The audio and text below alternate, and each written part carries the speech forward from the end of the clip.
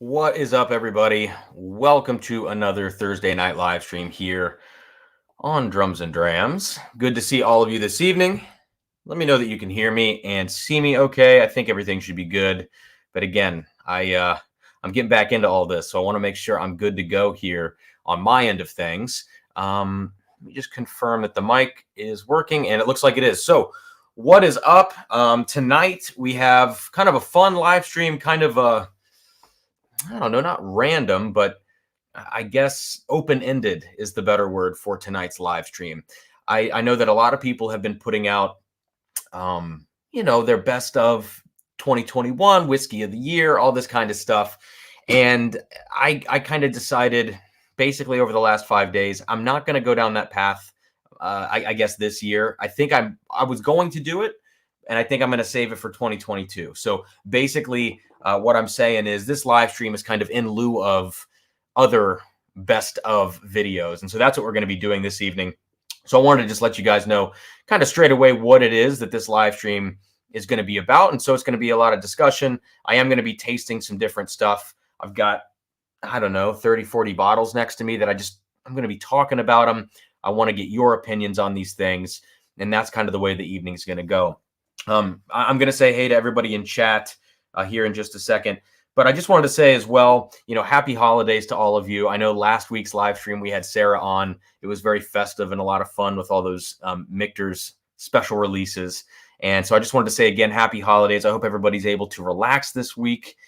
This is kind of that weird in-between week, between Christmas and New Year's. And so I know I've been trying to take it easy, but I've been doing more work than I wanted to. So happy holidays to all of you. Cheers. Thanks for hanging out this evening. I'm sure we might get, I'm sure we might get a couple more people in here tonight, but we've got 15 of you guys in here right now. I just want to thank you for being here. So cheers. Let me know what you're sipping on here in the early parts of the stream.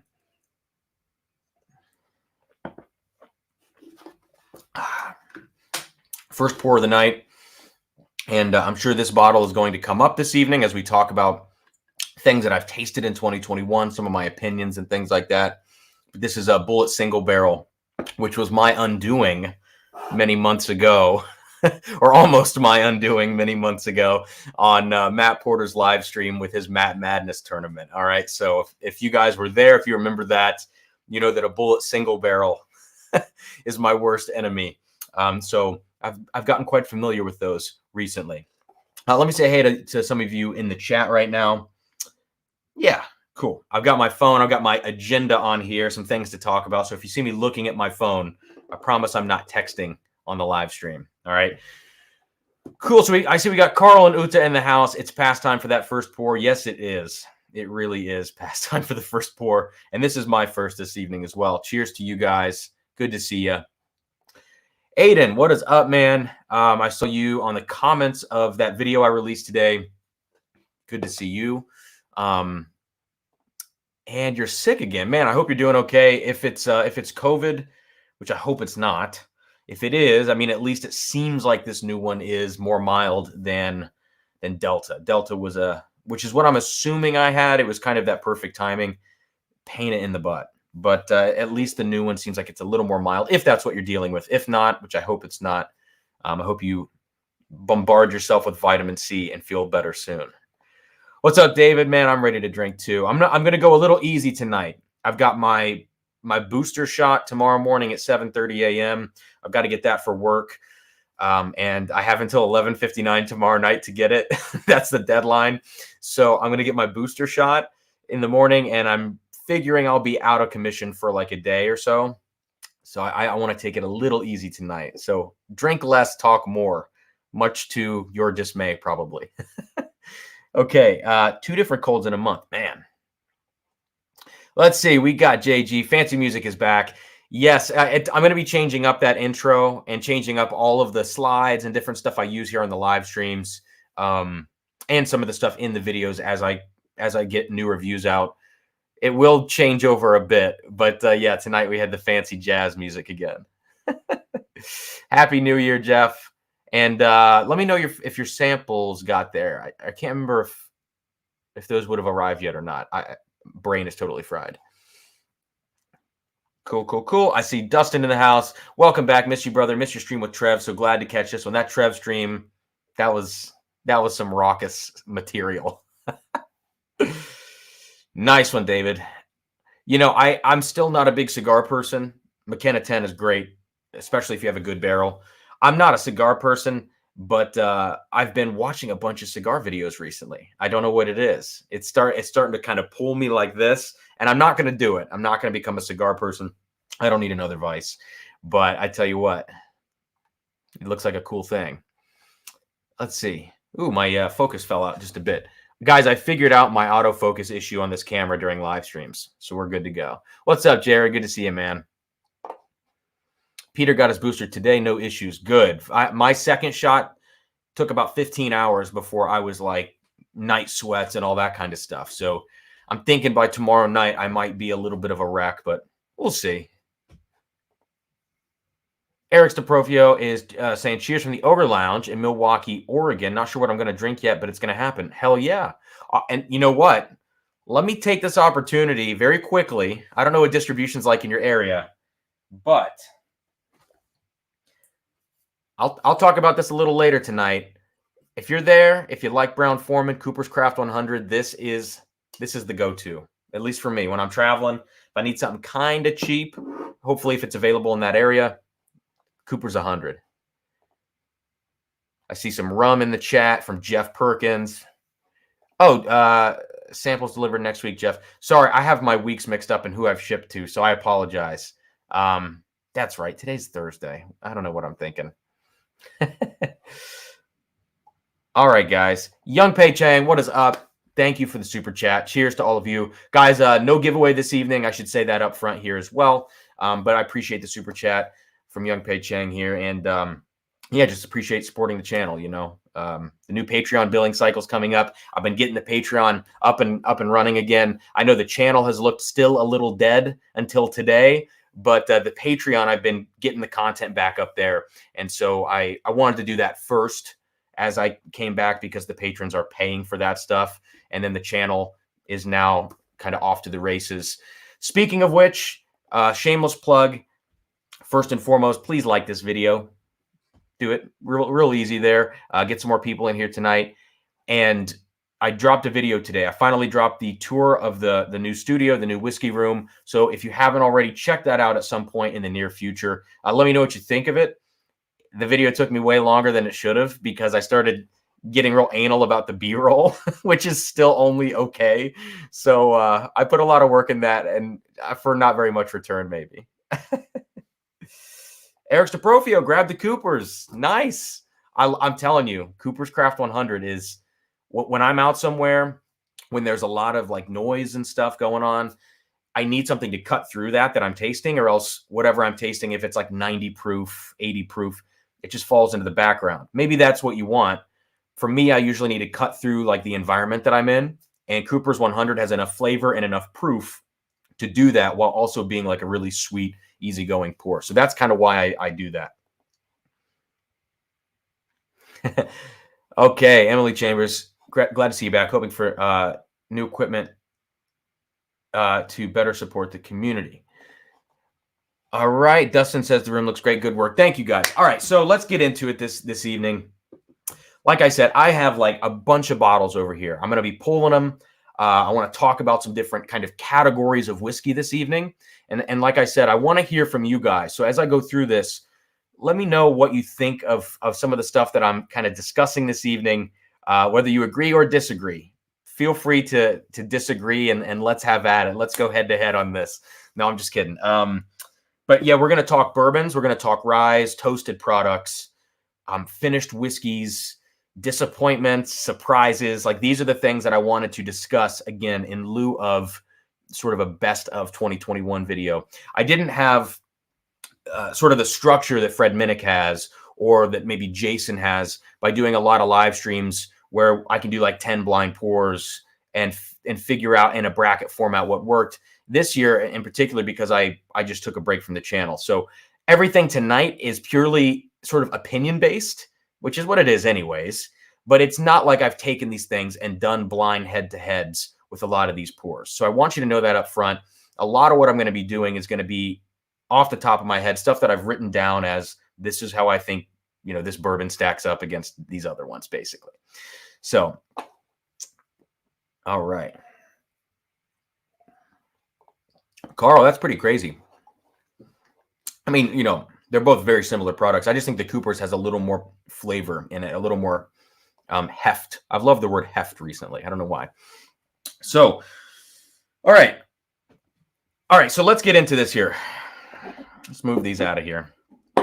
Put my phone here with all of my opinions, right? All right. So I think my takeaway from 2021 in kind of the whiskey landscape is a couple of things. But the biggest one, I would say through and through, is this. I think that the traditional, like, stalwart brands that you think of, Elijah Craig Barrel Proof. And we're talking mostly kind of limited special releases because we're doing this yearly thing. So Elijah Craig Barrel Proof, right? Booker's, Larceny Barrel Proof.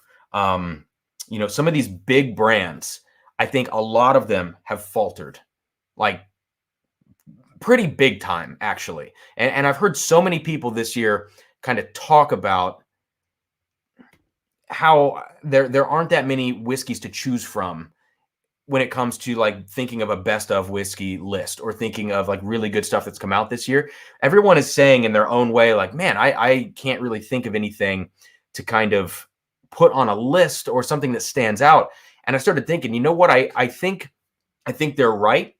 And I also think there's another side to this. But the first side of it, I think, is that, again, like these traditional big name brands have faltered quite a bit this year on their limited releases. When I think of Larceny Barrel Proof, it only marginally improved from 2020. 2020, I thought, was kind of egregiously bad for Larceny Barrel Proof. So take that one as a first example. Elijah Craig Barrel Proof had a phenomenal 2020. And coming off the heels of that is really tough.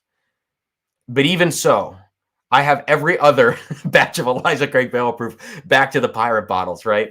And there has never been a worse year than 2021, like plain and simple.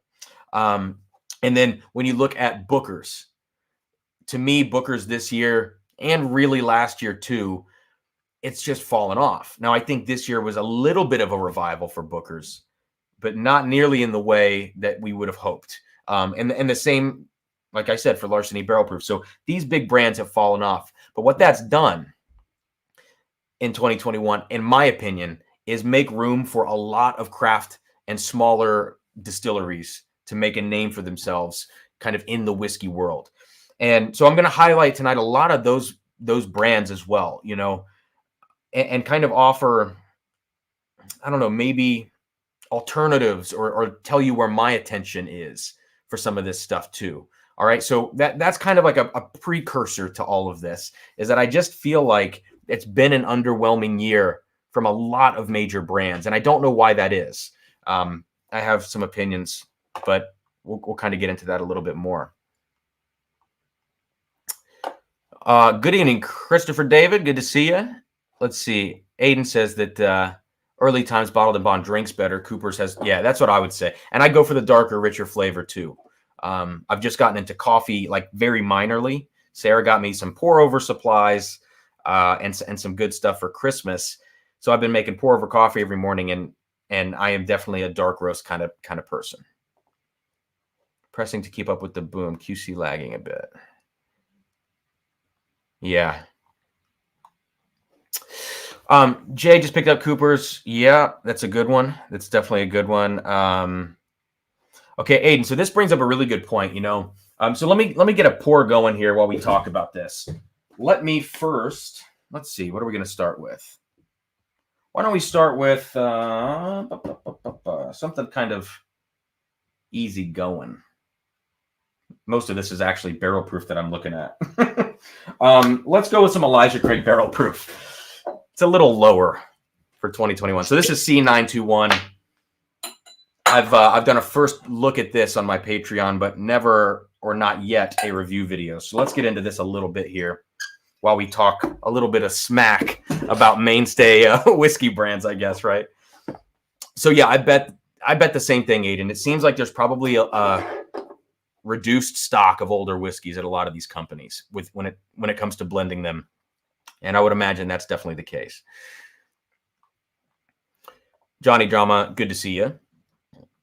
Okay, let's go down here. Yeah, David. I'll go back and retry B521, but again, it's kind of like what I said in my video of that whiskey. I think that B521 should just basically be like a different product from Elijah Craig. It's like if you told me this is Elijah Craig 118, then I would love that pour, right? But if you tell me that's the barrel proof release from May of 2021, then that's what disappoints me. So I think it has its own place, but in the context of that series, when you go back and try all of the previous releases for the last 4 years, it's like, wow, this sticks out. It really sticks out. So fair statement on ECBP. I keep going back to C920 every so often, and this year's 3 releases just don't stack up. 100% Young Pei Chang. Like, my favorite releases were from 2019. By and large, 2018 was really good too, but I really like the 2019 stuff, and so I'm putting this year's next to 2019 even, and it's not quite stacking up. Paul, what's up, man? Good to see you. Thanks for jumping in. Yeah, so Elijah Craig C920 on the nose. What I like about it is that we've kind of returned to a really dark profile here. It's got some nice espresso notes to it, like dark chocolate, some good oak, a little bit of like caramelized orange going on here. But it doesn't seem to have that it factor of the previous releases. Yeah, and I think the Strike at Heaven Hill, that definitely had to play a part, particularly in distribution. I think that's probably why we haven't seen the new Larceny come out. What's up, Matt? All right, everybody, down the hatch.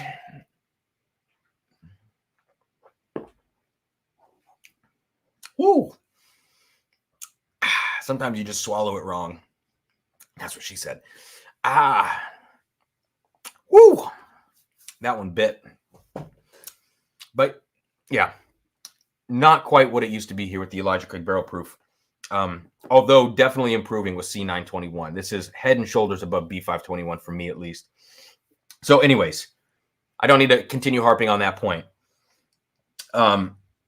Now, other big statements for the year 2021, as opined by Cam. The next one is that I think with all of these mainstay companies, in my mind, taking a hit, and craft whiskeys and blending operations like Barrel, like Stellum, and sourcing operations, finishing, with all these other things kind of enveloping the market this year and doing really good stuff. One company that I think is going to really see an increase in popularity is Four Roses. And I don't know if I just got bit by the Four Roses bug a little bit late, but I've got to tell you, like this year I nabbed, I think 4 or 5 different single barrel strength picks. And the fact that these are so much more available than a lot of other special releases. Yeah, maybe you're not going to get a tier 6 OESO that's 11 years old, but the fact that they're so available, you see them floating around. Secondary hasn't gone like bananas on them, depending on the tier, depending on the recipe. I feel like the underdog of whiskeys out there in terms of those main companies are those Four Roses picks. They continue to surprise me day in and day out. And so, for what that's worth, I feel like that is kind of where there's a little bit of opportunity for Four Roses, I would say. Yeah, and Aiden, and Driftless Glen getting good recognition. I'm telling you what, like that pick that I got that Scott recommended, it's like 4 years old, maybe, or 4.5 years old, and it's one of the best whiskeys I own. And it's a Driftless Glen pick. That is a shockingly good place. It really is. The artist formerly known as the world's top whiskey taster. Ooh, shots fired. Shots fired. All right, so anyways, the C921, as it's sitting here opening up, you're getting a ton of peanut butter on here. It's not like dry peanut or peanut brittle, but just that really creamy peanut butter note on this as well. Yeah. I don't know. I don't know what it is about the Elijah Craig barrel proofs this year, but they're just not doing it. Okay. I'm going to get into a couple of lists here. I want to kind of give you guys an idea of where my mind's at if I had to make some of these best of videos, right? Whether it's bourbon or, again, I've kind of broken this down into categories, but I want to highlight some different things and see what you guys think of them. All right. And again, call me crazy. Matt's Kelly Clarkson. That's funny. Bullet picks may go up in popularity too, as Four Roses and LE get harder to find. The ones I did not get the picks from the Mash and Journey Club, and I don't know why I didn't. I think it was just I was buying too much whiskey when those things dropped. Look, this bullet pick, I know people say that this stuff is not Four Roses. I think, in my opinion, and that's worth nothing, I think some of these are definitely still Four Roses. Or they are so close. Maybe their contract is still by Four Roses. I don't know. But this pick is, if you read it as a Four Roses pick, would be OBSO, basically. And this is the Bourbon Finds pick. It's 10 and a half years old. Absolutely ridiculous. And I think you're right that these don't move secondary. They don't even move locally at cost, really. And the really good bullet picks can stand up to Four Roses picks, tier 1, tier 2. But the really bad bullet picks taste terrible. So, or they just taste like a mixer, basically. So it's really hit or miss with that. Yeah. Mr. Fiji Ouija, what is up? Good to see you. I also got bit by the Four Roses bug. I didn't have the highest opinion of the brand until I got my hand on my first barrel strength OHLQ pick, an OESF tier 6. And I have an OESF tier 6 from that run actually back there. It's my newest one that I picked up. And yeah, I paid probably like $220 for it on secondary. Not cheap, but it's really, really good. So anyways, a Four Roses barrel strength pick made one of my lists this evening that I'm going to be highlighting. Anyways, good to see you. Awesome. Top Dog is late, but here, Young Pei Chang, very close, if not the same, with Bullet's different labeling. Thank you, Jay. Yeah, please hit the like button, y'all. That would definitely help. Definitely would help. Okay, first list.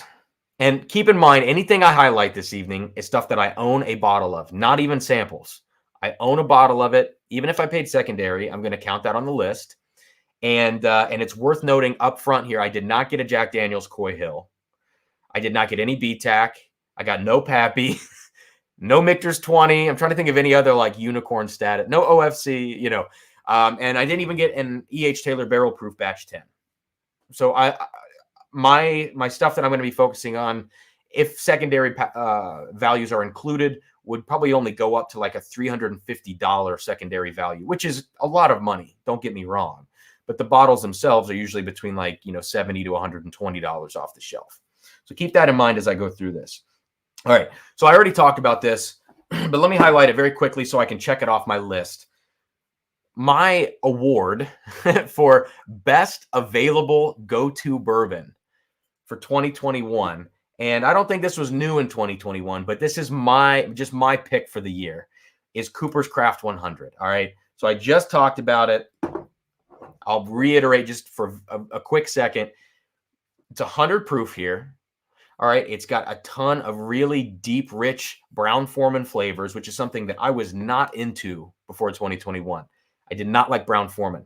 Too sweet, too candy for me. I came around this year, and I think the reason I did come around to that Brown-Forman profile is by drinking older Brown-Forman. I kind of explored what the whiskey can be, which then made me appreciate what the base whiskey or younger whiskey in that portfolio, is.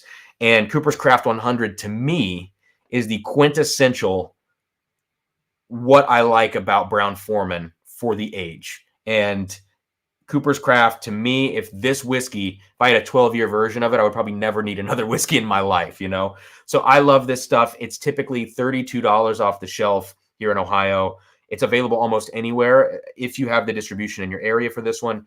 And again, it is my go-to pour when I'm traveling, when I'm at a bar, anything like that. Cooper's Craft 100 is my top go-to and available bourbon. Not specific to 2021, but just kind of overall at this point. Let me check out the chat here. What's up, Amy? Good to see you. And Adriana as well. Getting to hang here for a bit. Awesome. Side question while you go down the list. Have you weighed in on Jim Canepa's visit with Jason a while back? So, guys, for those of you who don't know, I'm sure many of you saw that stream, but Jim is the superintendent, is his title, of the Ohio Liquor Agency here. And, we have a control state, and it's controlled distribution, it's controlled pricing, everything. This is like a 100% controlled state in all of the ways. And so when Jason had him on, I think Jim cleverly dodged several questions. He's very good at his job. And I believe he's got an attorney background, if I remember correctly. And if that is the case, it makes a lot of sense. But he's good at talking political. Now, I think he's done way more good than harm in Ohio since he's taken over the state system. But I will say there still seems to be some lack of transparency with some things in the state. Now, you can't fault him on certain things, on system not updating, real time. If it takes 15 minutes to update whatever, I get that. But some of the transparency with the lottery and with distribution practices and stuff like that, and non-answers to questions, I didn't like that so much. So I watched, I think, the entire thing, and I'm like 75% with Jim on this, because you see in real time when you live here in Ohio where the bourbon market is ridiculous. You kind of see the issues, and they are trying to address those issues. And I think he does a good job, at like a C+ level. And that's me armchair quarterbacking here. So, Aiden, it's really, to me, E.H. Taylor Barrel Proof is a very surprisingly good release. Like, I thought, is this really going to be worth the price? No, it's not worth $500, but is it worth like a pretty solid upcharge from Stag Jr. on the secondary? Yeah, it kind of makes sense to me why people pay the premium for this. It's just older than Stag Jr. and it has a more rounded profile. What's up, Daniel? Thanks for the super chat, man. I appreciate it. Really appreciate it. Oh my gosh, guys, I'm getting bogged down. Woo! I got to move through the chat quicker. Thank you for those of you coming in right now. 37 I see in the chat. Please hit that like button. We're talking about recaps for 2021, bouncing around different lists that I've got made here of categories and things I want to highlight, as well as big grandiose statements that I have no business making. That's what we're doing tonight. Cooper's might be like how I think insert $30 bottle from any given distillery here. OGD 114 is going to be one of those. Cooper's 100 is going to be one of those. I think Elijah Craig might be that for some people, for Heaven Hill, Yeah, I think there are a lot of things that can cover this base. I think the good thing about Old Granddad 114, which is not for me, unfortunately, is that the proof is high. And so you get a lot of flavor and you get a lot of proof and you get a long finish from the high rye content,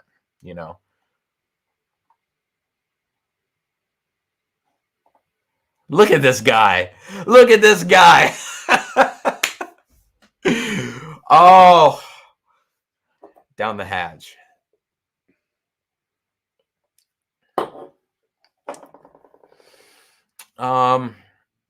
So Matt, I do not have a backup turkey bottled in bond.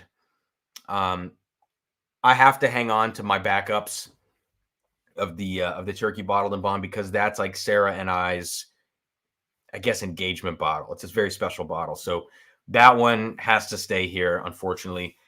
So Apple Brandy Bardstown, I got rid of too many of those when I found that case of them in Indiana. I got rid of some of them. I traded them away, and I'm pissed. So I have one that I just opened. It has one pour out of it, and I have one backup. So I got to think about that, man, because that That is like a close second to Chateau de la Baude for me, which I have 4 of those. So, I could do without the apple brandy, but I got to think about that, man. Do you have an extra Coy Hill? Please have an extra Coy Hill.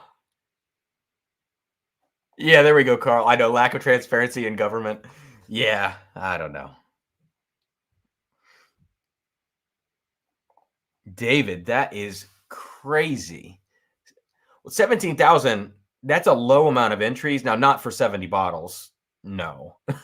But yeah, in Ohio we have 100,000 every time we do it. So I don't know if your eligibility process is for some reason more rigorous, or maybe there's just less people applying in Oregon. But still, 70 bottles, that's pretty darn pathetic. And maybe in Oregon, I mean, you would know better than I, if they're releasing stuff like Rock Hill Farms, if they're releasing that normally into the wild as opposed to lottery bottles, then I get it, because like Rock Hill Farms, Weller 12, Weller Foolproof, those are all lottery for us. Whereas even in a lot of other states like Oregon that are doing lotteries, they'll get released regularly. So maybe if those were 70 big ticket bottles, that would make more sense to me. One Eagle Rare 17. That sounds like some suspicious stuff. I don't know. Dude, so Matt, Coy Hill is the one bottle I have not been able to get, and I'm not going to shell out $475 for that.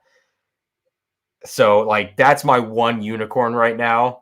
I'm not trying to twist your arm, but it's just, that's where my mind goes right now, man. Because Apple Brandy is like one of my favorite bottles of all time. All right, guys, I'm going to get back to my my little list here, my next list of the evening. I get to have a bottle I pay over $200 for. Most I paid was $130, so I'm not sure I can use. Yeah, I mean, things change for me when I start paying secondary prices for stuff.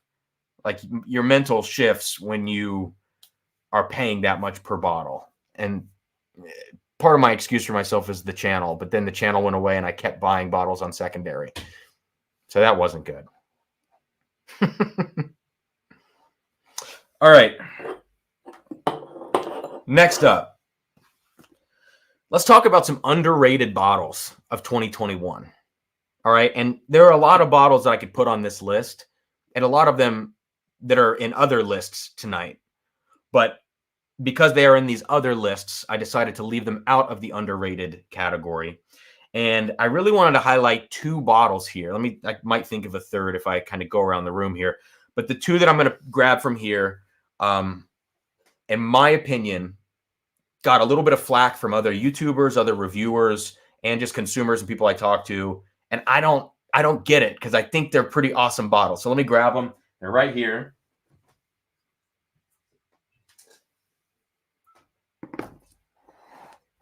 All right. So I can't believe I'm saying this, but Yellowstone 2021. This is the Amarone cask finish, and it blew me away in terms of what a Yellowstone limited edition. Keep that in mind. Yellowstone, which is to me not a great brand. I don't think anything really stands out to me except for their limited edition stuff. 2020 was an absolute disaster. One of the first videos I made was just bashing that bottle, that Armagnac finish. But this Amarone cask finish with the 15-year-old bourbon blended in here as well, to me is a phenomenal dessert bottle. Not a daily drinker by any means. You can see I've got quite a bit of mine left. But to me, this is a great dessert whiskey. It's like dark chocolate, really rich wine finish. It's almost like a chocolate bar filled with like that raspberry filling. That is the kind of vibe I get on the Yellowstone 2021. And this year, I didn't feel like it got its due. I don't know why. I don't know, Adriana. I'm trying to think of if they have something between Elijah Craig 94 proof and barrel proof. They have toasted, same proof. I don't know. Does anybody know if there's anything else? Like Pikesville is a rye, but that's going to be $40-$50, something like that. Okay. So talking still about the Yellowstone before we hop over here. Yellowstone 21 is $290 Canadian. See, that's kind of crazy. That's a lot of money. In Ohio, this price got hiked up to 120, and it's certainly not worth 120. And it's hard to say that it's even worth 100, which is the MSRP here. But look, if you're not going to find it below 100, I would say if you're into like that wine cask finish and not one that's too like bright and fruity, and not one that's overdone. I don't think it's really overdone. If you're into like that dessert type profile, I think this is a really, really solid bottle. And I'd love to see it at $70 or $80. But again, if it's $100, and you're looking for limited release stuff, I just feel like this didn't get its due this year.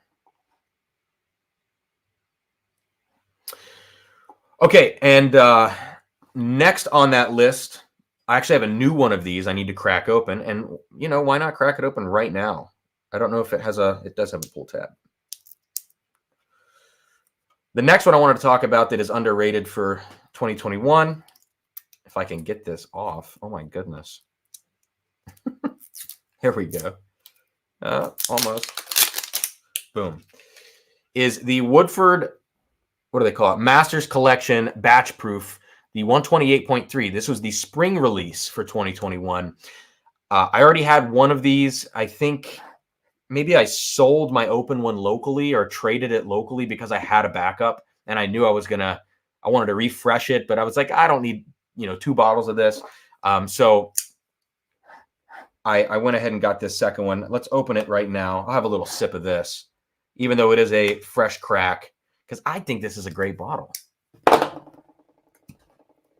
No cork pop. Nothing happened. That's a terrible cork. It's really loose. Maybe it just fell off my list.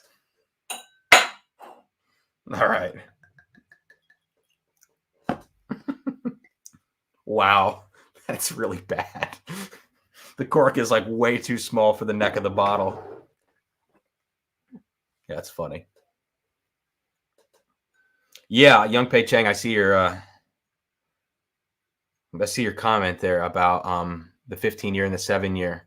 I would assume that 15 years got to be that mystery 78.5 corn mash bill.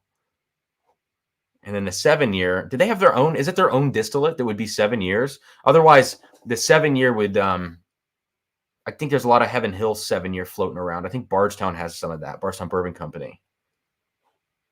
Yeah. Okay.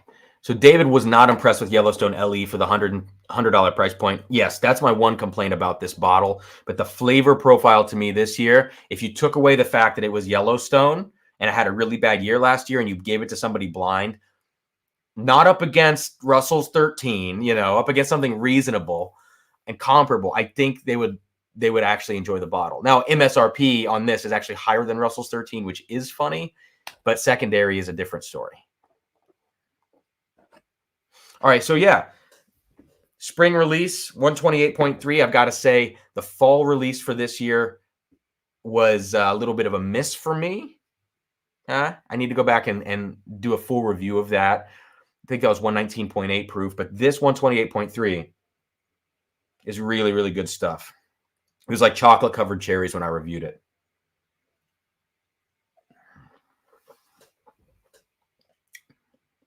Oh, my gosh. Oh, yeah, it's a little young, right? And that fresh pour is a very intense bottle. And I remember with my other bottle, as it started to get lower and lower, it sweetened up. It really rounded out quite a bit. And so I'm looking forward to that process with this new bottle. But I don't see why this would be a miss for people. The price point is expensive. All of the Woodford Masters collections are about 120 or so.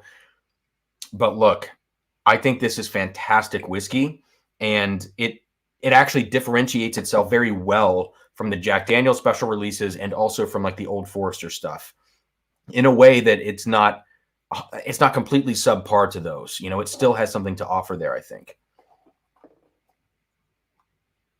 Yeah, Aiden, I think it's awesome, man. I don't know why more people didn't kind of jump onto it. And Adriana, to your point, yes, it is the bottle shape that he hates. But I love this. I think this is a cool bottle shape, you know? I think it's totally fresh in a very old school way. And there's more oak on this Woodford than I remember.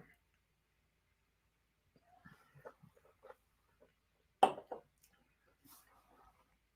my God. So much cherry. So anyways, those are my underrated bourbons for 2021.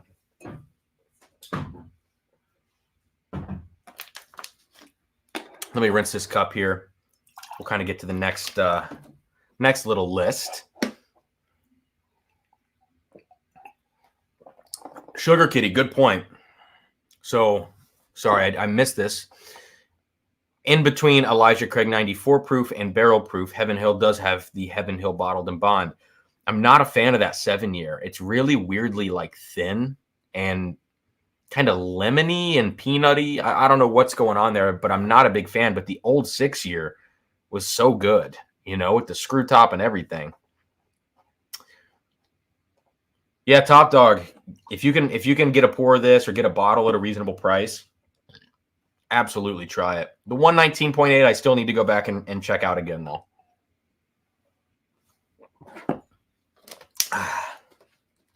Okay, what else do we got here?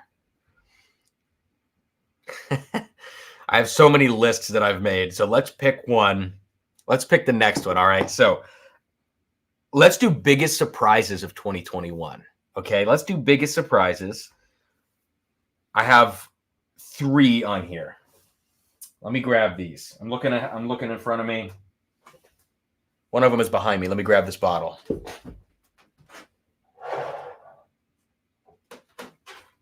Okay. Got this. Got this. And yeah. Okay.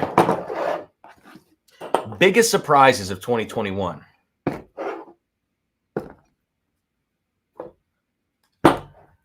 Right there. Okay. Let's start with what we said earlier. We were talking about this bullet pick. My biggest surprise of 2021 was that bullet picks can be so darn good.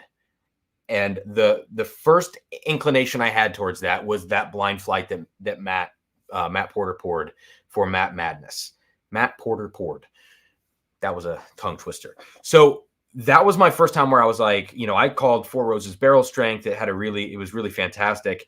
And I had some bullet picks of my own that I wasn't a fan of. And then finally I was like, you know what, let's be a little more particular about the barrel picks that I get from Bullet. Let's like get into some single barrel clubs. Let's get some picks from people whose palates that I trust. And this pick right here, this Bourbon Finds pick, absolutely fantastic. So that is my first big surprise of 2021. And if I see people picking Bullet that I know, if I know their palates, I'm going to be clinging on to this for dear life. To me, Bullet picks could be the next kind of Russell's Reserve type picks where it's really good, pretty darn consistent. And even if, you know, as long as, I'm not going to say even if you get an average one, it's good, because maybe that's not the case with Bullet. But if you know the person picking, it's a buy every time. That's Russell's for me. That's Bullet. You know, that's a couple different things. Okay, next one for me, Maker's FAE. So this is not just like, this is FAE02, but FAE01 and FAE02 converted me to a Maker's Mark fan. I don't know if you guys remember, if you've watched the channel for a while, I totally swore off Maker's Mark. Maker's was just not something I was into. The wheat funk that they had was just not agreeing with me. The lack of oak in the traditional kind of funky oak sense, because the products are so young. None of those things worked for me. And I felt it had a pretty chemical taste. And I still think some of it does. Some of the private selects, 46 cask is a little funky to me.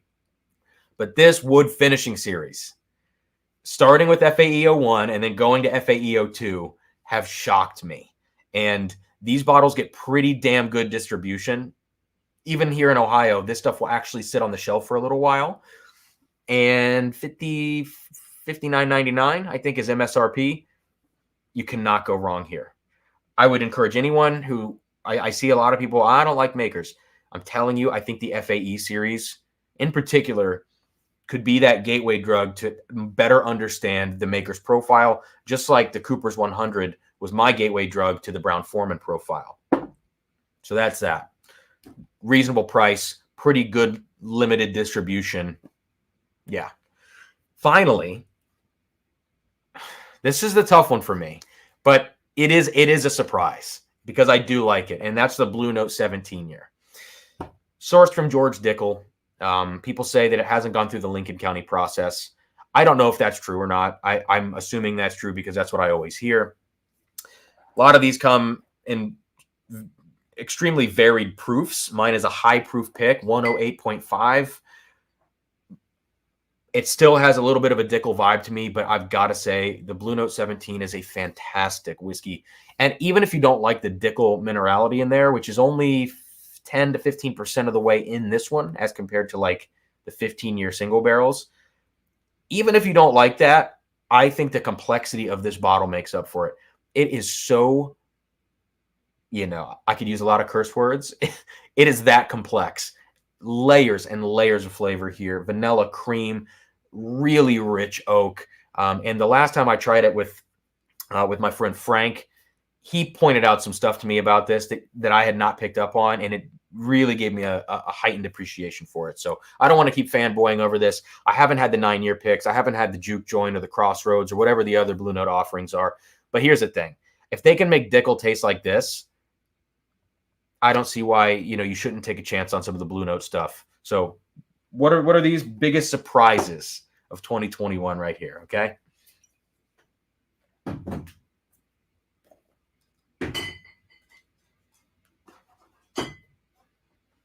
Let's see.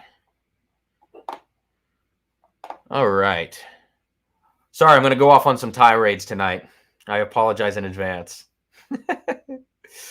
You know what's nice, guys, is with this new setup, the old Drums and Drams set, I guess, or office space.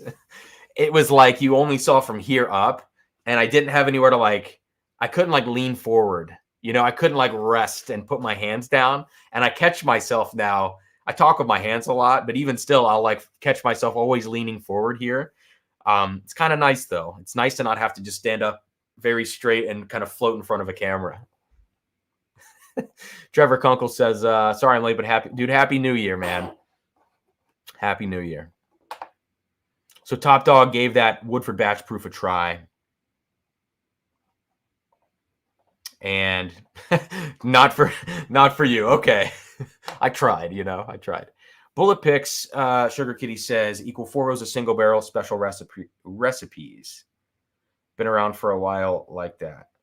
But that was a thing. People were saying, and what's his name? Christopher Hart, and he wrote that article about it saying that it's confirmed that none of them are Four Roses picks anymore. I just don't know how much I believe that because I don't think all of them are. Or maybe some of them are just bad Four Roses. If they are all Four Roses sourced and we're being kind of lied to, that's fine. Some of them are just bad Four Roses picks. But the really good ones taste really similar to Four Roses. Adriana, I know, right? It's like, what a difference it makes. Yeah, and actually editing videos and stuff in this setup is much easier too. I don't know what it is, kind of doing cuts between things. I don't know. JG, I will miss the drum. Some sort of decoration like that might make its way into the setup somehow. We'll see. Maybe in a future studio. Okay. Good evening, Richie Z. Good to see you.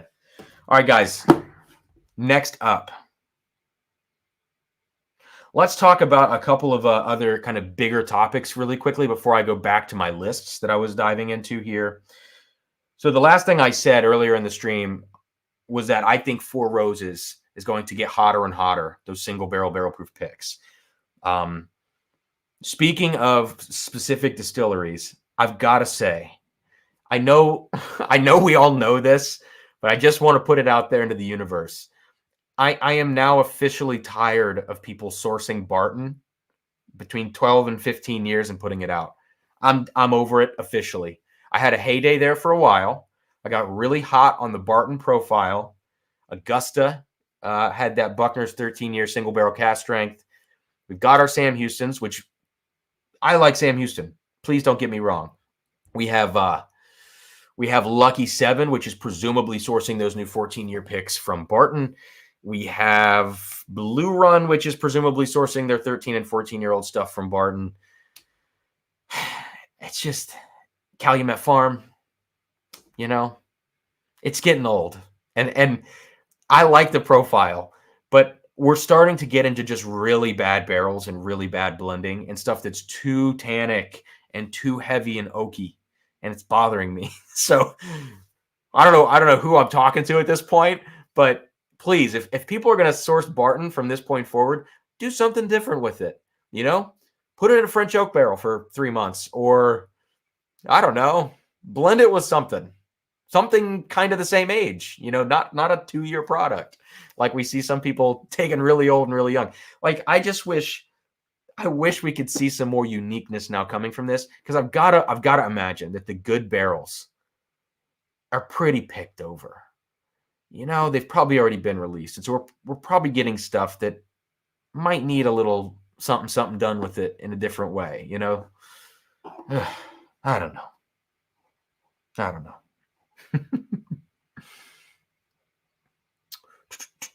Looking at the chat here. That's what I'm saying, Matt. Blend it with MGP. Dude, even like 7-year MGP, like the 21% mash bill, 7-year stuff, that's pretty abundant. I think between 5 and 7 years, that mash bill is pretty abundant. Dude, I think even that. I mean, I'll have to try that. I'll have to try that sometime. But have people done this? I feel like it's probably been done. I mean, well, okay, look, Bardstown Bourbon Company did it. Discovery 3, but that was also older. It was like 13-year MGP in there. But still. Yeah. All right, Cohen says 4-year MGP single barrel picks have gotten old as well from all over the place bottlers. Enough is enough of this stuff. Enough is enough of this stuff. Yeah, I agree. The one that did it for me this year, the one that did it for me with the MGP picks was the OKI 6-year picks that everybody and their brother did. What else? Nulu does a lot of them, but I got to say, Nulu does pretty good stuff. Excuse me. Who else is doing young MGP? Clyde Mays. Clyde Mays is doing 6-year MGP picks for their 6-year barrel program. Yeah, we got to see a little less of the MGP, the young stuff, I think, because like the OKI 6-year that I got, I tasted it and I saw people buying it for $220, and I'm like wondering why in the world. And people have got to know that that's not like the old 10 and 12-year OKI stuff. There's no way. It's 6-year. I don't care that it's the 36 rye mash bill. It was just like young grainy whiskey. I was so lost on that. I might be crazy, and maybe I just didn't have the right pick. It was a Prob's pick, and he does good picks.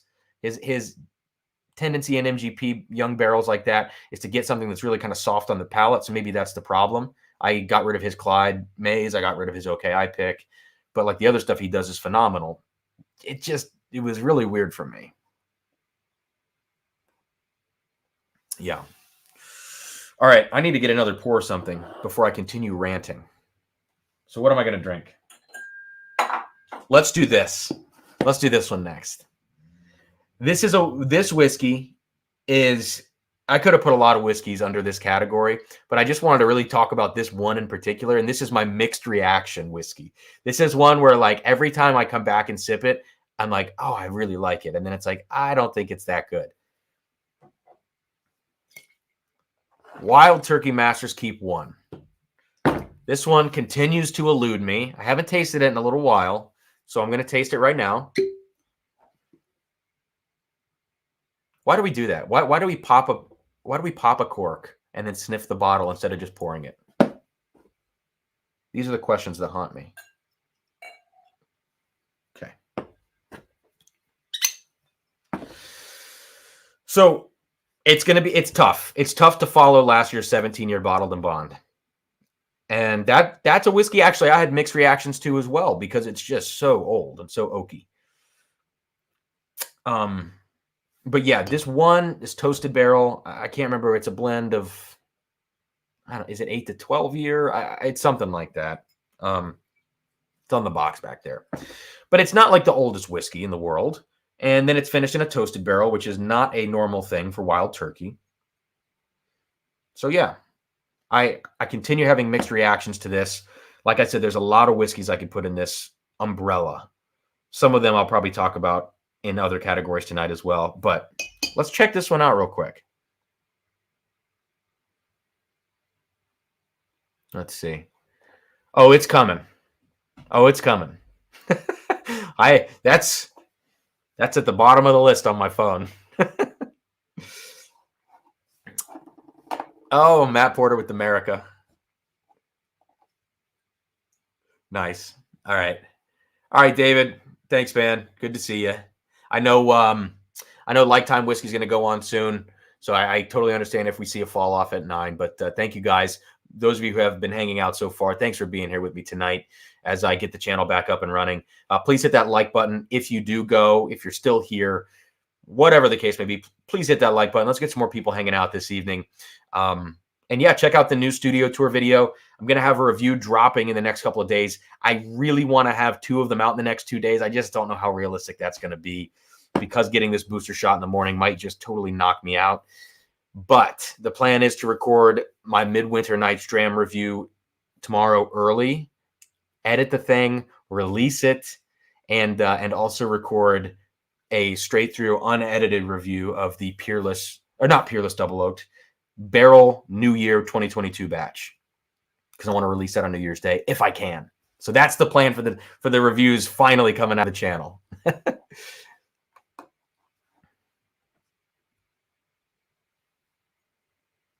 All right, so let's get into this Master's Keep 1. Let me get a little water.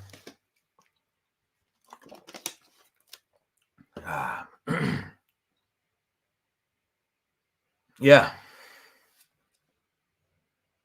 The issue with so many toasted products coming out this year, and there have been so many toasted products, the issue with all of them is that a lot of people haven't figured out how to keep that. Like, it feels to me like they haven't figured out the char level or the toast level of the barrels that they're going to be using for that double barreling. And maybe that's it. You know, could have a lot of things to do with that second barrel, but it feels like a lot of these are really dry and really astringent. And this Master's Keep 1 borders on that a little bit for me. Like, you get that funky turkey oak that you're used to, but you also get a little bit of this astringency in there that's the thing that I mixed on as I come back and forth to it. Same thing with Peerless Double Oaked. Spoiler alert, is that it feels astringent most of the time, but sometimes I'm like, oh, this is really good. So it's tough. I'm going to take a sip and then go back to the nose.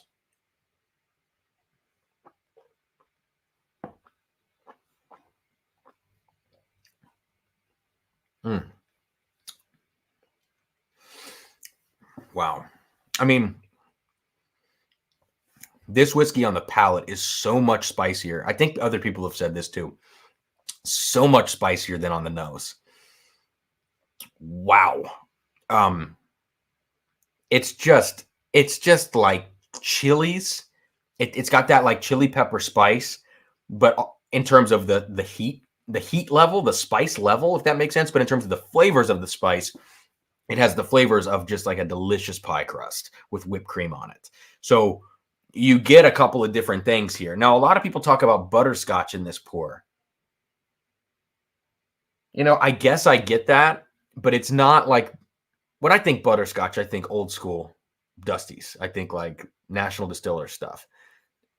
And so this is more of like a modern day butterscotch. That sounds so ridiculously pretentious, but that's what it is. Yeah, I guess. I mean, I like it, but it just seems a little bit disjunct to me. It seems like the nose and the palate are a little far apart for me to think that this is like a truly kind of like world-class, best of the year type whiskey.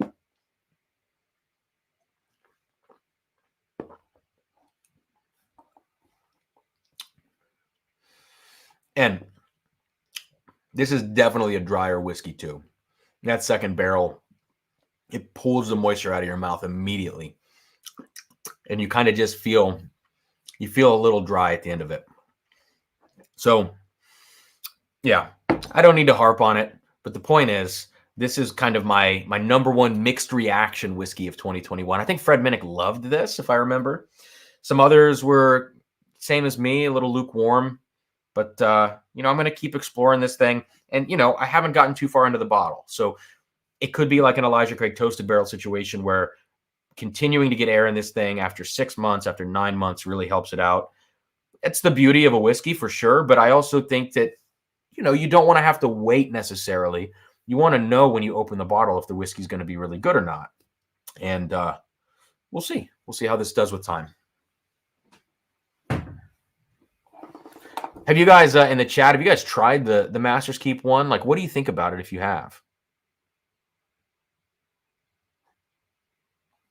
All right, let me check out the chat here. Adriana, record, edit, release same day. Yeah,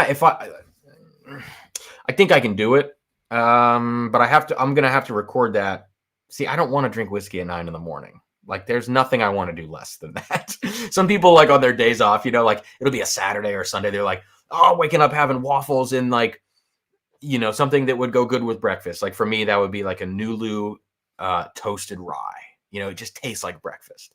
But I can't think of anything I want less than whiskey in the morning. So, but I think I'm going to try to do that tomorrow. Wake up, get the booster shot, get home, get some coffee in me, the new pour over stuff that Sarah got me for Christmas. I think I've got it down to a little science for a newbie. And then I'm going to record this Midwinter Nights Dram video, and hopefully I can get it edited in like 3 hours. And then get the video. And also, I think what I'll do is I'll probably record the barrel right after it in the same sitting, and then just have it all done. And then I can edit the one, put the other one out the next day. Blah, blah, blah. Why am I talking about this? Who cares? Who cares? Carl, I missed this, man. We've been going easy on that Chattanooga European oak you hooked us up with, but it's looking like a bottle kill is imminent. That is a crazy good bottle. And unfortunately, it's not upstairs. So, like, the stuff that I had to move down to the basement when I redid the room, I don't go down there and pick up bottles so much. I've been drinking a lot of what's in the room.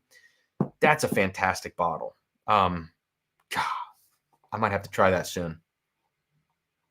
Jay, I don't know what this is, but yeah. Amazing. Cohen says, Drums and Drams, one of the classy bourbon channels. Some other channels may want to take... Thanks, man. Well, no, look, I need to take some notes because I've been gone for 3 months, 4 months, whatever it's been. Do a collab channel with Mash and Drum. Because you both love single... Man, I need to drink some more single malts if I'm going to do that. I've been really, really lax on that recently. Yeah, you know what? I haven't talked to Jason in a long time. He seems like at this point his channel's blown up so big to the point that I'll probably have to get a few more 10,000 subscribers before he wants to do anything, any collabs or anything like that at this point. So we'll just have to see. I haven't talked to him.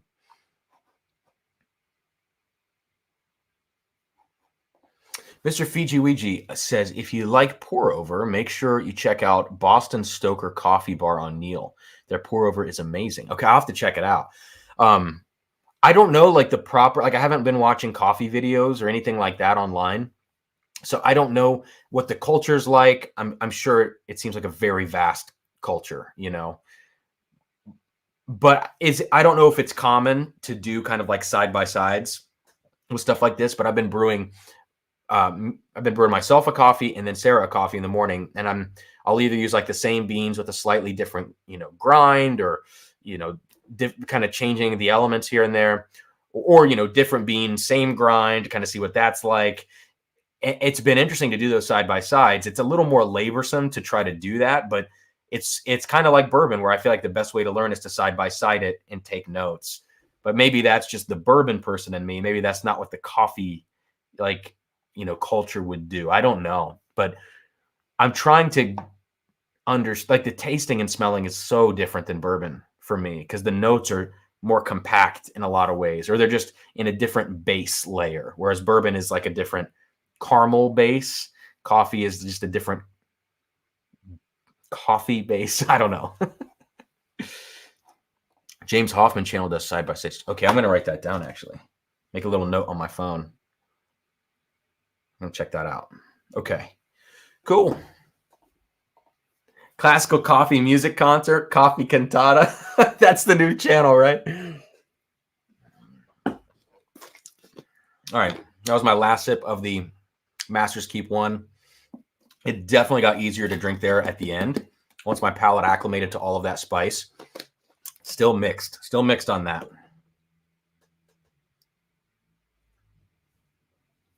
All right.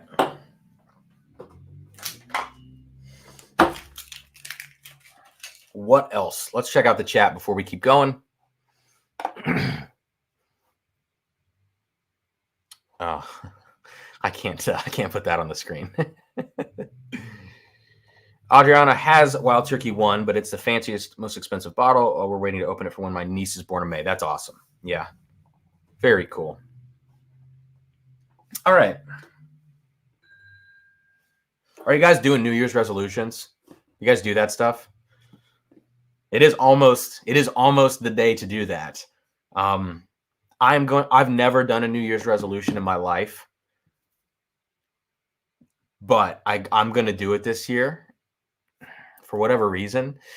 I'm becoming more Gen Z, I guess. No, I think 2020 was a really hard year personally. I don't know about for you guys, but as a musician, as a freelancer, as all of those things, 2020 I thought couldn't get any worse, and then 2021 happened. And so I'm not one of those people that's like, I'm going to make it a great year and all this stuff, or I've never complained about a particular year, but damn, these last 2 years have sucked. So I'm going to do a New Year's resolution, and I'm going to only do a couple of things, like I'm not going to make some big extensive list, but just a couple of things and really try to hone those things in for my mental and physical health, Okay.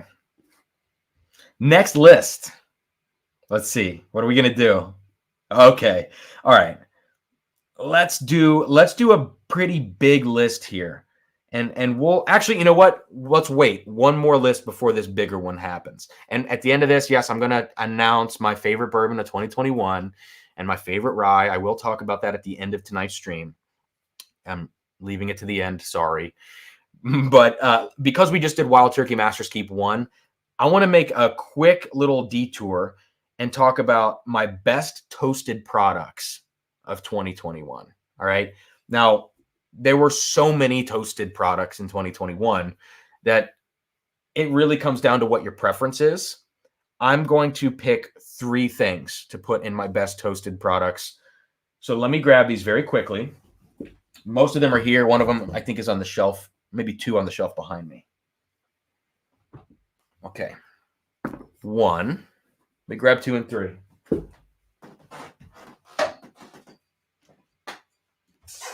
Okay.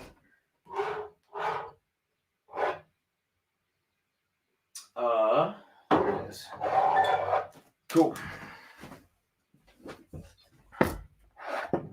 Okay.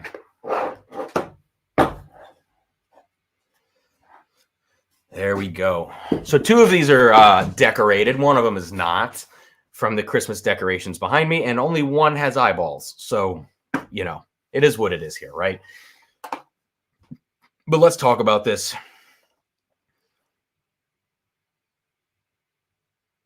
Paul, I'm on my cell phone in the forest taking a walk with my dog. That sounds awesome. I'm going to figure out a way to redo my, I think, Patreon account with you.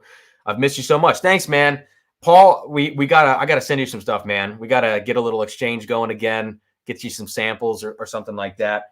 But I appreciate it. And yeah, let me know if you need help with the Patreon thing, man, because I'll have to go in and look and see, kind of where you're at in there. I feel like I remember you being in there still. So yeah, let me know if you need any help with that. All right. So 2 of these are ryes, and 1 of these is a bourbon. Let's start over here, actually. All right. And you know what? I'm going to taste this. Fantastic. So Drew P. Whiskey did some picks with Starlight. And Starlight is going to come up again this evening in a little bit. This is a double oaked rye that Drew picked with Brian Bikey. I think Brian was with him. Yeah. Entry Proof Podcast. So this is their double oaked pick. This is a 5-year, 112.4 proof. And, you know, it is a single barrel. I understand that. But the point here is I think Starlight's doing great stuff, 1. And then 2, this double oak rye from Starlight is fantastic. And I don't think it's just limited to this particular barrel either, because I've tasted a lot of Starlight and a lot of it's really good. So if you do see a double oak rye pick from Starlight, you can rest assured that this is going to be some really, really good whiskey here. It's got that, what it has is that minty, like herbal rye thing that's going on. And then, sorry, that was like really annoying me. It's got this real herbal minty rye. And I think we miss that a lot these days because so many ryes are edging towards that barely legal mash bill, and they want to be really kind of bourbon sweet and corny. And to make a really good herbaceous rye like this, it shows that the quality's there, if that makes sense, at least for me.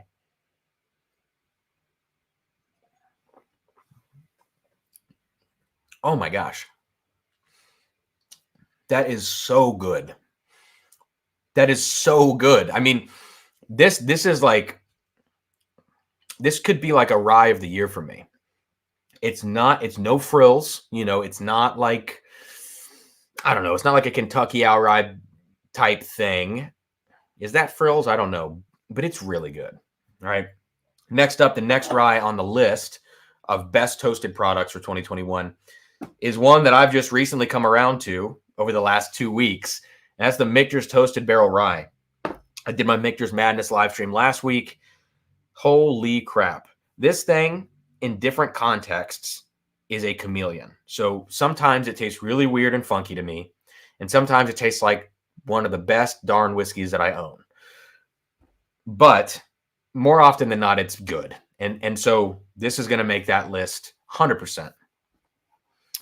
And finally, the third best toasted of the year for me is this char level 2/3 with a medium toast. It's the Penelope Toasted series. I don't know if there's a particular pick that this is or not. But either way, I think I might have gotten this from Sealbox, actually. Phenomenal. It is quintessential toasted MGP. You get that really, really breakfasty, spicy kind of profile to it, and I love it so much. Now, the reason that a lot of these other toasted products didn't make this list, you know, the Peerless, the Michter's Toasted Barrel Bourbon, all these other ones, it's just that it felt like they didn't handle the finishing barrel very well. You know, in the case of this, like I said earlier, it gets really astringent, it gets really dry, kind of bitter. And in the case of the Michter's, it's just weird. Like it's fine, but I don't know. There's just something about it. And so these products, to me, handled that second barreling the best out of the year. You know, the other one, honorable mention, which is going to be in a different category in just a couple of minutes, is this Whiskey War from High Bank, which is local here in Columbus. This is their double oaked. And oh my God, this is an amazing bottle. It sold out in, I think, 20 seconds online.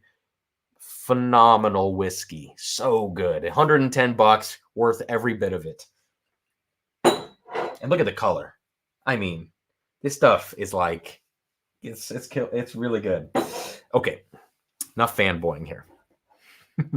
Peter, is the Toasted Penelope the MGP Weeder as well? Yes, I do believe so.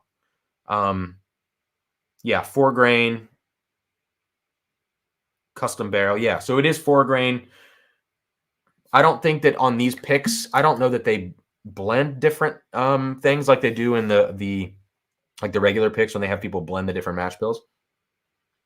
Oh my God. But either way, yeah, it's definitely got the wheat in there. God Seagrass showed up to distract me from the toasted barrel rye. Okay. Colin, what's up, man? New setup looks awesome. Cheers. Cheers to you as well. What do I have in here? Oh, that Starlight. Oh, and there's like lemon cake in the Starlight too. Oh my goodness. Look, Drew and Brian and whoever else was on that pick killed this double oaked rye from Starlight. Amazing.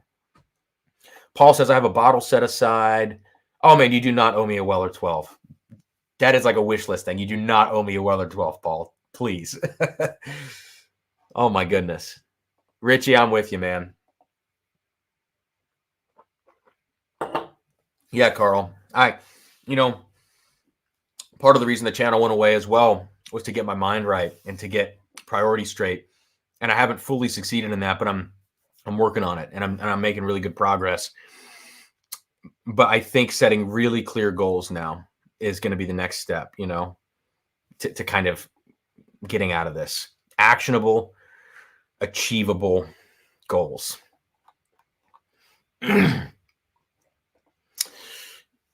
YPC says, it feels weird to be the one buying champagne this time around, but tomorrow I am popping open some, I don't know how to say that, just because it was my dad's fave. That's awesome. That's awesome. Yes.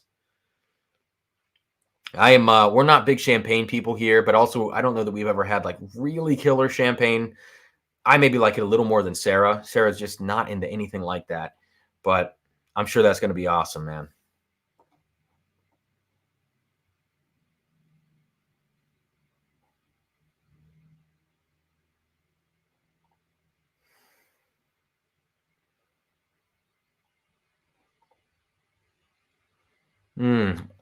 So Mr. Fiji Ouija, sorry, I just went into like reading mode. My unasked for opinion. Now, man, please give your opinion.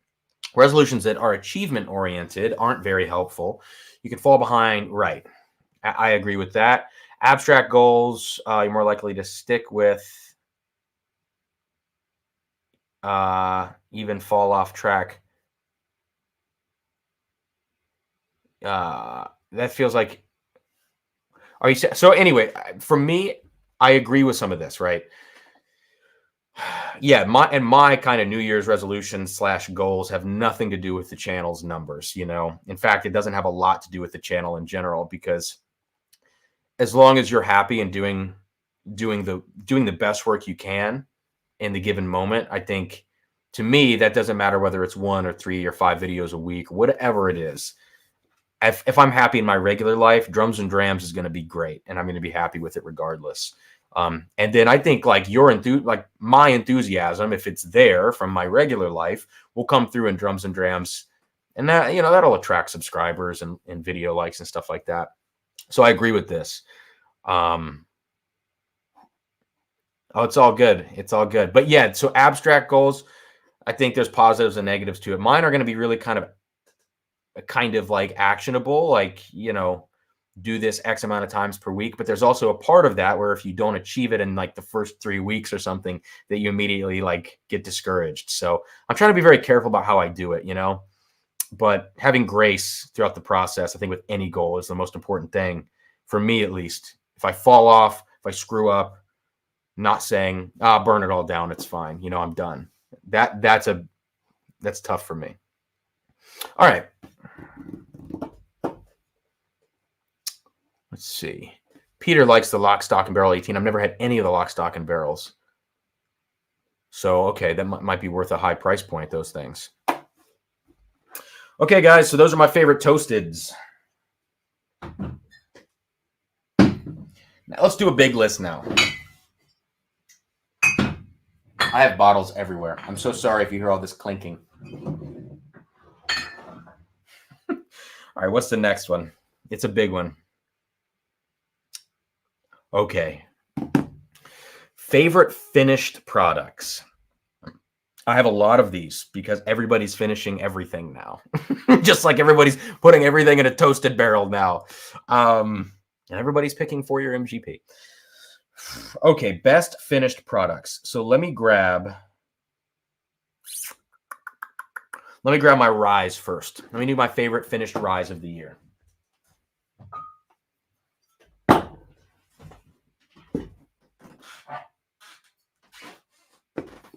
What else? Oh, that might be it. Yeah. Okay.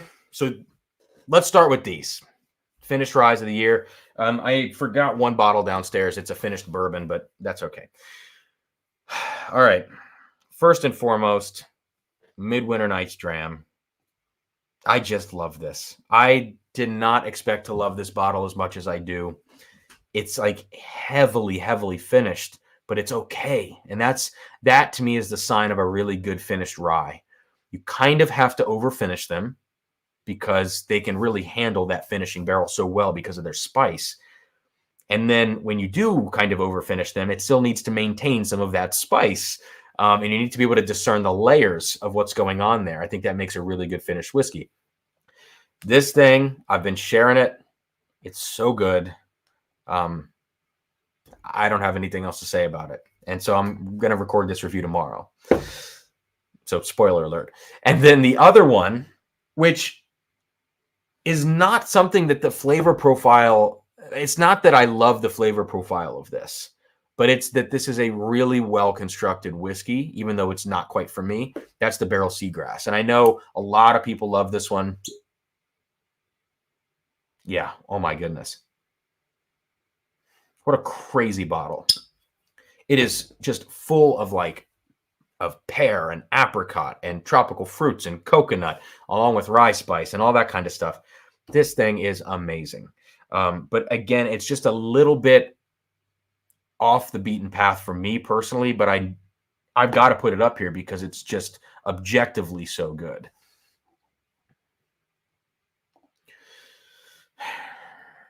Richie Z, do I like Cabernet Sauvignon finished bourbons? Yes. I think that's probably one of my favorite wine finishes, I would say. Maybe generally. Like I think one-off finishes that some people do, which we've got a couple of them coming right next, right after this in the bourbon world. Some of those are really good, these one-offs, but I think the Cabernet finish is far, like by and large, like maybe the best wine finish that's not like a fortified wine, like a port. Because I think port does really well with rye in particular, case in point. And then sherry, I don't know about sherry with bourbon and rye. It's not my favorite. But yeah, I think Cabernet is great. Yes, exactly. It's not a daily pour. Like I can't sit and drink seagrass, but I'm telling you, if I ever go to the beach and I'm drinking whiskey on the beach, it is gonna be the seagrass because you don't need to make a cocktail out of this stuff. People are like, oh, it's a great cocktail mixer. Like, what are you talking about? That is the cocktail. Oh, Peter. Wow, that sounds amazing. I have I think it's a 2018 Lot 40 cast strength. I think it's a 2018. But yeah, no chance of getting that one in the US probably, huh? Definitely agree, Carl. And Brian, good to see you, man. And thank you. A lot of hard work went into the room, and I'm glad it all turned out. And I'm glad the video's done and out as of today so I can move on with my life. Cheers, man. Cohen says Woodinville Port Finish Bourbon is really good. I have not had that one yet. I'm not a big Woodinville fan, but the rye is really weird. Like I think Daniel P in the chat here sent me their cast strength rye, funky bottle. I need to go back to that because it's had many months to open up now. But I haven't had any of the cast strength bourbons, any of the picks or the port finished. I've just had the regular bourbon, and I was like, this is just weird. Okay. All right, so those are my favorite finished ryes.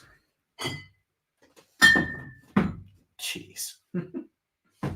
Now, let's do finished bourbons. Okay. Let's see. All right, I got to grab these.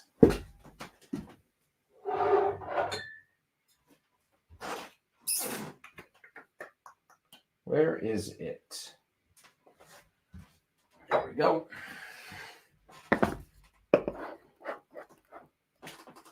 What else? Oh, yeah, here we go.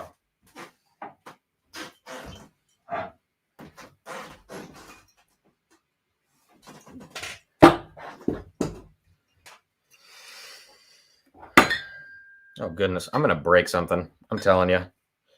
There's not really enough room on this display for these. Let me stagger them. Okay. Here you can see them. All right. Peter says Sagamore has so many finished ryes. Yes, they do. I've not tried, I don't think, any of the finishes, just barrel picks and the new 8-year, which it's going to pop up here. Okay.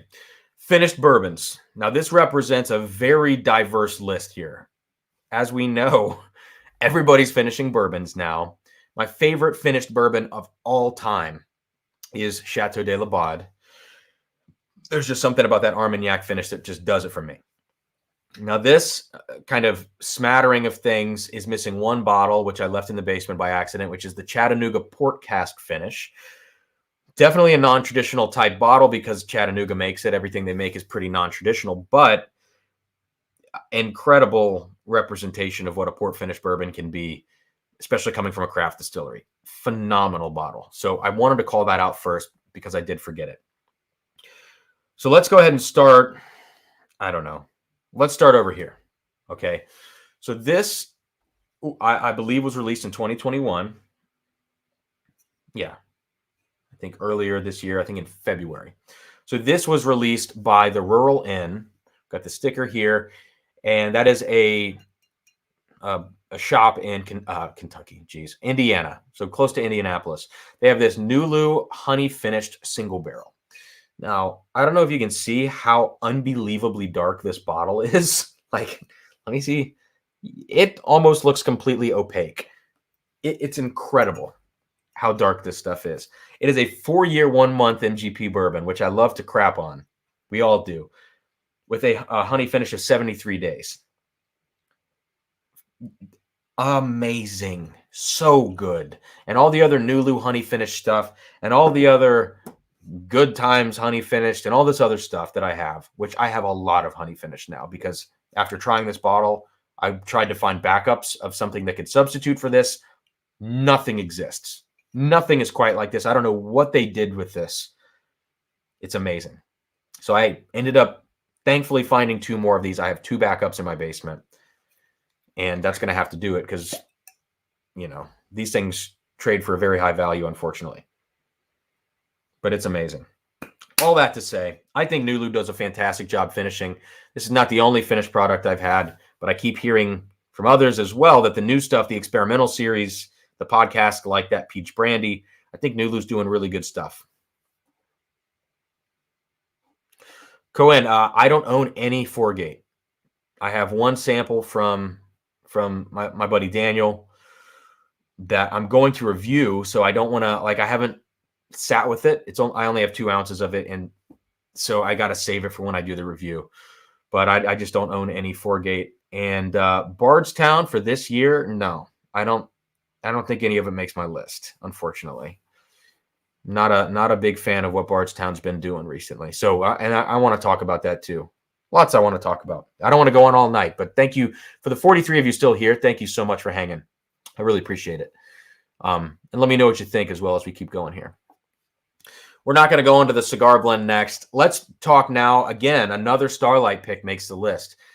Look, I have like 16 bottles from Starlight at this point. Some of them much better than others. Some of them taste really similar. Like you can get like a cognac finish and then you get an apple brandy finish and this and that. And they can really taste very similar. This is a maple syrup finished pick from Starlight. Oh my God. And some of you are going to remember when I cracked this open probably 6 months or so ago on a live stream. Phenomenal. I think all of the Starlight stuff is pretty darn good, but the maple syrup bourbon, the finish mingles so well with the base spirit here, which is very brown sugar forward. It lights out. It's so good. So if you see anything like these two, please pick them up.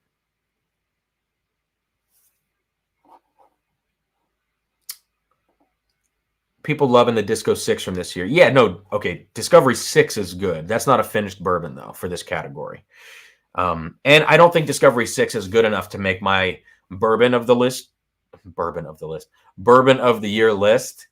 I think there's better stuff than Discovery 6. I think Discovery 6 was a fine release, in that line. a line that's really competitive. And after Discovery 5 tanked the line, it's a good return to form. But wouldn't fit this category. And the Ferrand is not, like I'm real mixed on the Ferrand. In fact, that could have been under my mixed reactions category with Wild Turkey Master's Keep 1. But I don't know. I'm with you, Carl. It's not a daily drinker for me, but it's kind of a specialty pour. Night Top Dog, good to see you. Whoa. I bet that I've never had anything finished in like a Scotch cask, so that would be a new one for me, Peter. I don't know if I'd like that. Maybe, though. Damn, Guy Davis coming in hot. What's up, Guy? Okay, I'm going to be blunt because I always am. When you put that putrid dickle in your liquor, you get what you deserve. Yeah.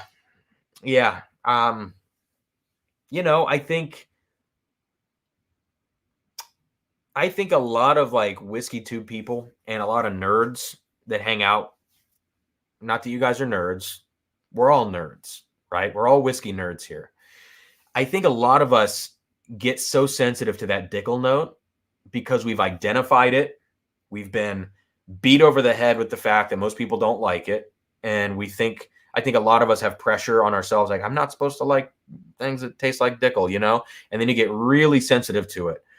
And maybe you would be that sensitive anyways. But I think part of it is kind of conditioning in the community.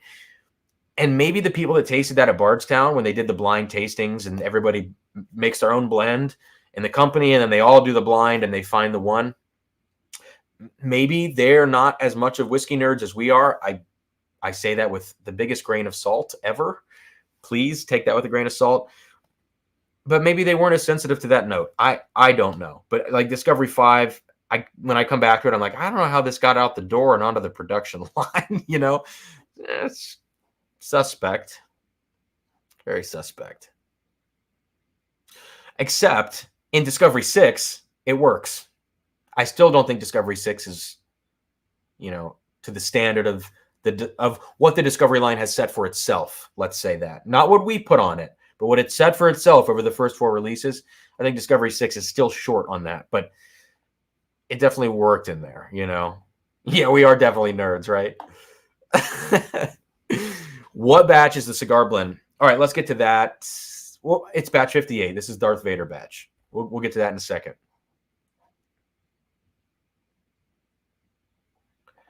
Aiden, that's a good kind of anecdote there to go off of.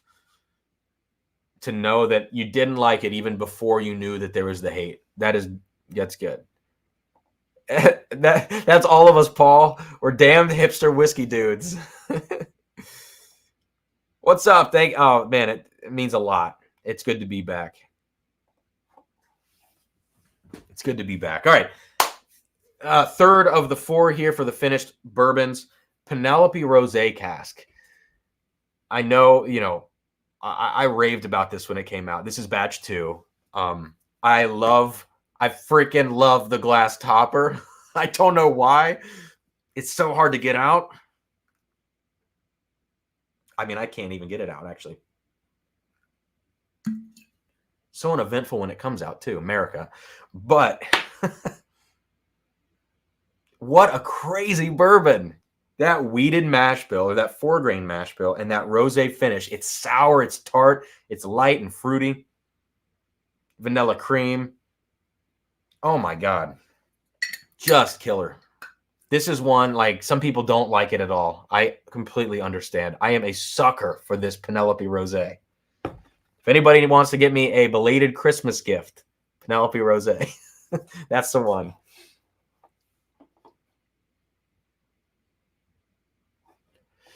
Yeah, that's a really good point. Those things collect dust. But if you guys saw my stream 2 weeks ago with Trev, the best whiskey, like he sent me that one blind sample that I said was the best whiskey I've had in a long time, maybe one of the top I've ever had, ended up being a 17-year Dickel pick. Damn it. Dickel store pick. 17 years. And it had no sign of that Dickel note on there, which I am extremely sensitive to. It tasted like a better Evan Williams 23. So I don't know. Some of those 15-year picks that are actually older floating around out there might be unicorns. The one I have is a 15-year pick, high ABV, like 50.6, and it's just terrible. It's like licking a boot. Richie, I'm going to talk about that in a second, actually. Yes, I have every fusion and every discovery. And I've spent more time with the discoveries, but I've tasted all of the fusions for sure. Oh, glad you push the side of it up and it opens easily. Imagine that. That was stupid. Stupid simple. Oh my goodness. All right. All righty. Let's keep going here. Last but not least, what do I have poured here? Oh, still the Starlight Double Oak Rye. Oh my God, it's so good.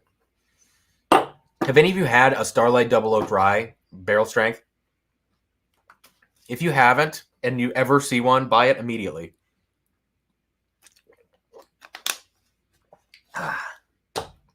Wow. Okay. So we've got the Darth Vader batch now. Joseph Magnus cigar blend. I know Jason specifically put out his review on the Darth Vader batch, which is awesome. I think I watched that. I think. But it's the highest ABV batch to be released, 66.17%. With a synthetic cork now. And I don't think they used to have those. All right, so let's have a little bit of this. Just a little bit. Keeping the pours really small tonight. So yeah, I paid full secondary for this cigar blend. So I got to nurse it. I paid full secondary for my last one, but that's when the secondary price was $100 less. And I didn't know it was going to spike so much, or I would have bought two at that point. But the last one I had was batch 24, which is a pretty darn good batch. I'm trying to think. Batch 27 that Keith Schmidt sent me was a little bit better than 24. And now, please correct me if I'm wrong. Anybody in the chat, please. But I believe Cigar Blend used to be all MGP. And now they've started adding in Kentucky straight bourbon to this as well. They've maintained high age statements in here. I want to say this is 12 to 19 years in the blend, which is a great set of age stated, bourbons in there, or aged bourbons, I should say. But they now have Kentucky juice in there. And I don't think they used to have that. Holy smokes. Got to coat the glass here. Eric, what's up, man? I'm eternally jealous of this. If you ever come across a case and you don't want two of them, just let me know. I paid twice that for one of these. And it's really good. But I hate paying that much money for this stuff. But again, I'll literally never get one unless I pay that. So they just dropped here in Ohio. There was one at a local store. It was just like randomly put out, I guess, the other day. Someone walked in and snatched it up, and I saw it in my local Facebook group, and I was like, oh my God, it's like a shop 10 minutes from me. Jeff was lucky to picking up a cigar blend this year, batch 69. Nice. Aiden, I also like synthetic corks because I've been having too many cork problems with stuff recently. I've broken tons of corks this year. I don't know what it is. All right, so let's talk about this cigar blend. So we have Kentucky and Indiana in here. Again, I think it all used to be all Indiana with the Armagnac, sherry, and cognac finish. And now we have the Kentucky mixed in, and when you smell it on the nose, it becomes very obvious. Like you still get those MGP dark, really dark fruit notes, obviously from the Armagnac finish too. But you're now getting that Kentucky funky oak that you would expect, like that kind of more chocolate notes than I'm used to in the cigar blend. Like you're swapping out a little bit of fruit for chocolate now, and a lot more oak. It makes it way darker, and in not a bad way either. I really like it, but it's definitely different than the cigar blend that I used to have. Like night and day different.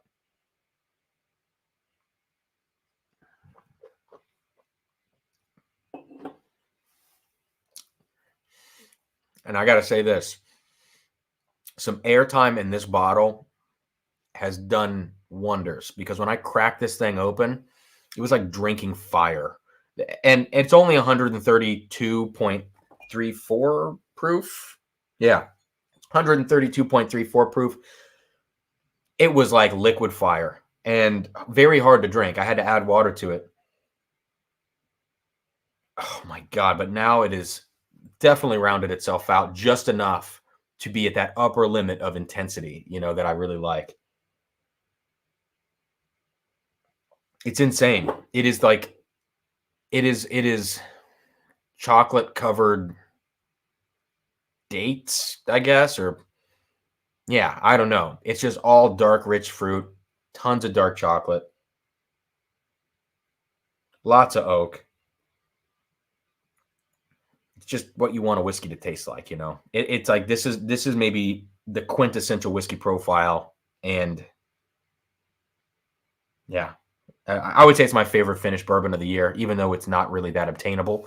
And if I had to pick a second place finished bourbon of the year, finished, not toasted, finished, I might go with the maple syrup Starlight or something like that, But this thing is phenomenal.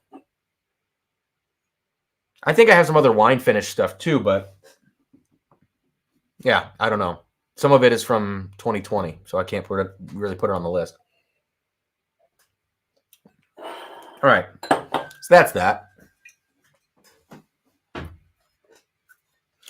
It is 9:45, guys. I'm going to try to get off here by 10 or maybe a little bit after 10. So I appreciate you all hanging out. I do have a couple more things I want to talk about before I go. I want to highlight a few Ohio products just very quickly, kind of shout them out, because the distilleries here in Columbus, Ohio have been doing amazing stuff. It is like 2019 to 2021 has been a fundamental shift, a divisional shift, as Grease would say, but a fundamental shift in the whiskey scene here in Columbus, Ohio. It has gone from like, all right, to wow, this is like nationally viable at this point. So we've got a little Ohio love to show, and then I want to talk about my best ryes and my best bourbons of the year. And I think in that list, or those lists, I don't think anything is finished. I tried to separate out the finished stuff so that I didn't cloud, because look, Joseph Magnus Cigar Blend would either be number 1 or 2 of the year, like of the bourbon category, if it wasn't in its own finished category. Richie, I do it more for Scotch. I do it more for cask strength Scotch, because I think there's so much exploration to be done with Scotch.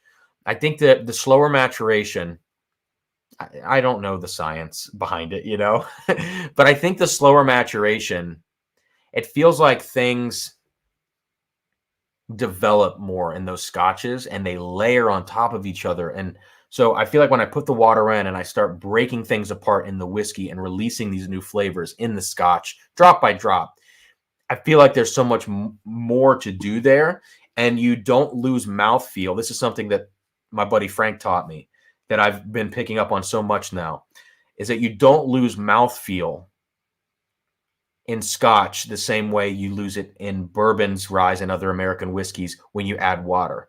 To me, when I start adding water to bourbons and ryes, I typically do it to get it to a manageable, drinkable state if it is a little hot, or if it's a little youthful, and maybe that could help tame it down a bit, especially if it's finished and youthful. Sometimes if you add water, it can kind of bring things together there. But you lose a lot of mouthfeel on bourbons and other American whiskeys quicker And so you end up sacrificing mouthfeel for maybe new flavors, possibly, or expanded flavors. Whereas I feel like in Scotch, it's more of an even trade-off there, or more of a one-sided trade-off where you just get better flavors or different, more flavors, that kind of thing, as you add that water.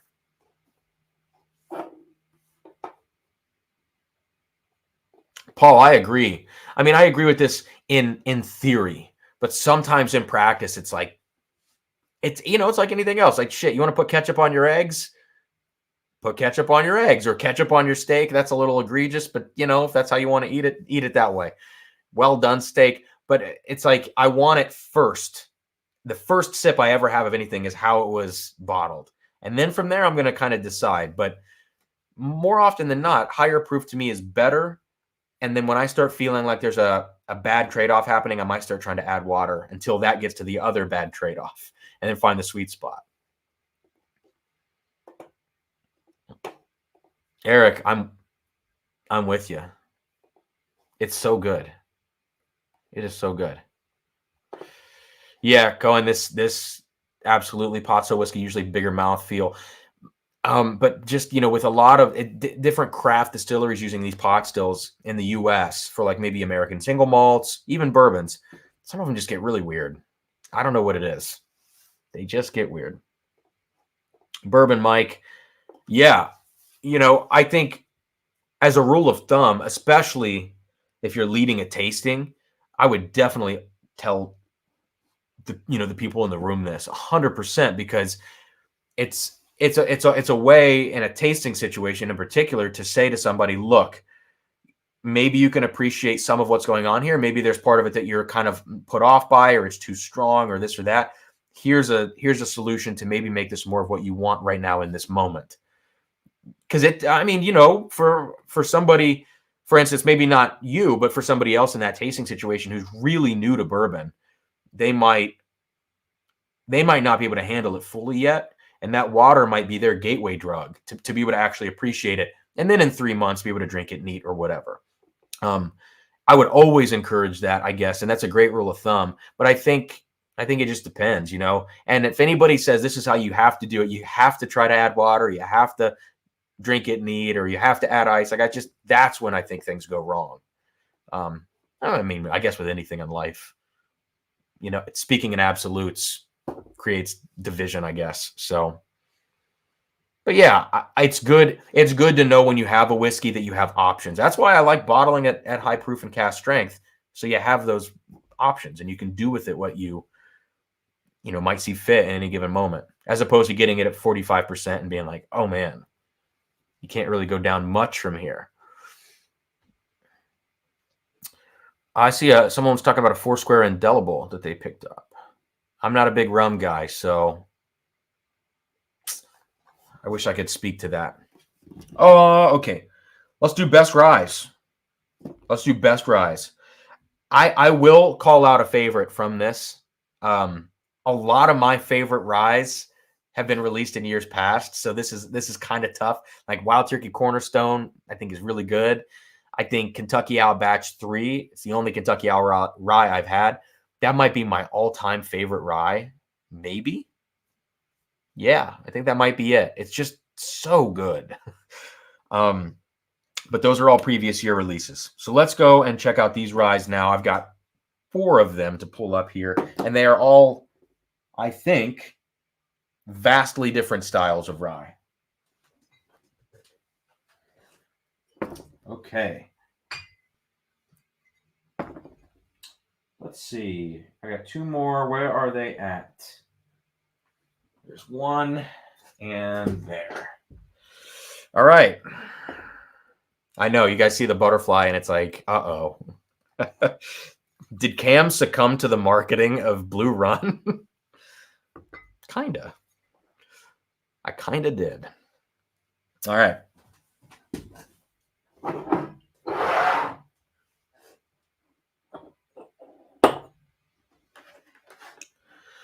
Got to reorganize the table a bit. Thank you to the 45 of you hanging out this evening. Really appreciate you being here. Please hit the like button, all that good stuff. It's really going to help the channel. Yeah, it's great. 44 in here, 55 likes. That's phenomenal. So thank you again. Paul, okay, how did I forget? I think I forgot about that only because I still don't own a bottle of it.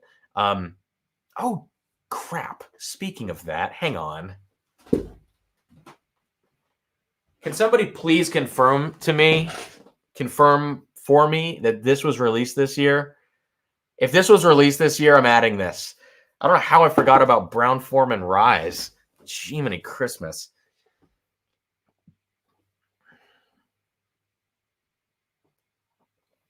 Let's see. Okay, I think I'm caught up. Richie, man, I've had the 05, I've had the 07, I've had the... Oh, what's the... That's like some French word, but I've had Redoutable. I think that's the one. I've had a couple of them, and they're just not for me. They're just not for me. Amy, I see that Sagamore and think that they need to hook up our cam. I bought several because of his introduction to the line. That's awesome. Yeah, I will sing the praises of Sagamore until they start releasing terrible products, which I don't think that's going to happen. So, oh, Mark Royland, what's up? Thanks for the super chat. Had a Saginaw cask strength a while back. That was incredibly good. Maybe that was supposed to be Sagamore, unless it's Saginaw. But if it's Sagamore, yeah. Those picks are just so good. So good. Asher Salt says, sorry, I missed it. What batch cigar blend? The cigar blend that I was looking at was batch 58, the Darth Vader batch. Really good, a little hot. I'd love to try some others from that kind of batch of the, whatever it was, 52 to 58 maybe were released together. I'd love to try another one from that run and see kind of how it differs. But this one is a little hot, but I do like it. Yes, Colin, I'm with you on this. I got you, Mark. Yeah.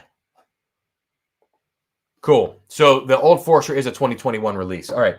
So let's start here because I forgot about it. Sorry about that. So of my best ryes, we'll start with the Old Forester. It looks like all of the ones that I've seen have been coming out of Warehouse G, Floor 3. The proofs have been right around 127 and 128. This is 127.1. The Jack Daniel last year, Jack Daniel's rye barrel proof. I really wish I had a bottle of that, and like I said, I pay secondary prices for a lot of this stuff. I don't know why I haven't gotten one of those yet. I think it's because I haven't seen the price climb, and I'm like, well, I can get one later if I want it. I actually still have some of the sample that Young Pei Chang sent me, and Dave Rosas. I've been nursing those things. That would far and away be my favorite rye from last year, probably. This is very close to that. It's not quite there. It's a little more banana-y on the Old Forester side of things than the Jack Daniels, but just a really, really amazing Brown-Forman rye here. All right. So sorry I forgot about that.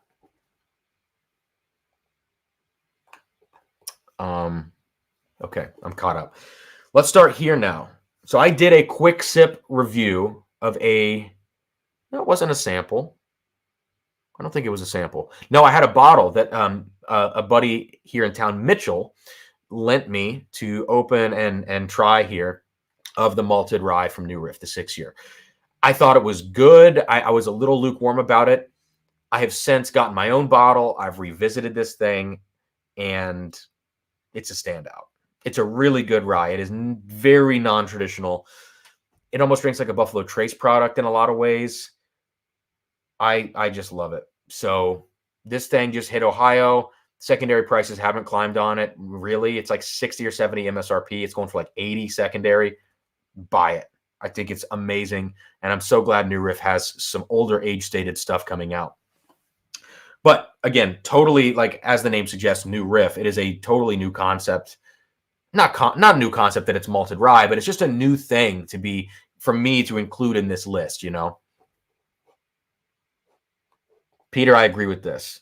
And maybe that's why people are so crazy about it. And that's why I would say Kentucky Owl Rise, the batch 3 that I have, is my favorite rye because it is more of that quintessential rye character, even though it is blended.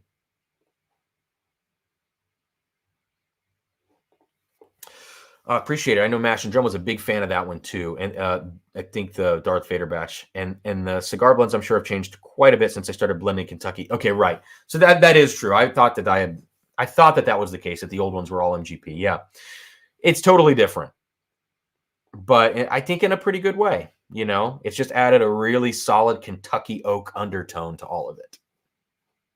All right, let's keep going. Let's go. Yeah, let's go with Sagamore here. All right, I just got this like 3 weeks ago-ish in Indiana. I put out a written review for my patrons. I don't remember if it was for all patrons or just the top tier, $15 tier. This is the 8-year rye. It's MGP sourced. It is so good.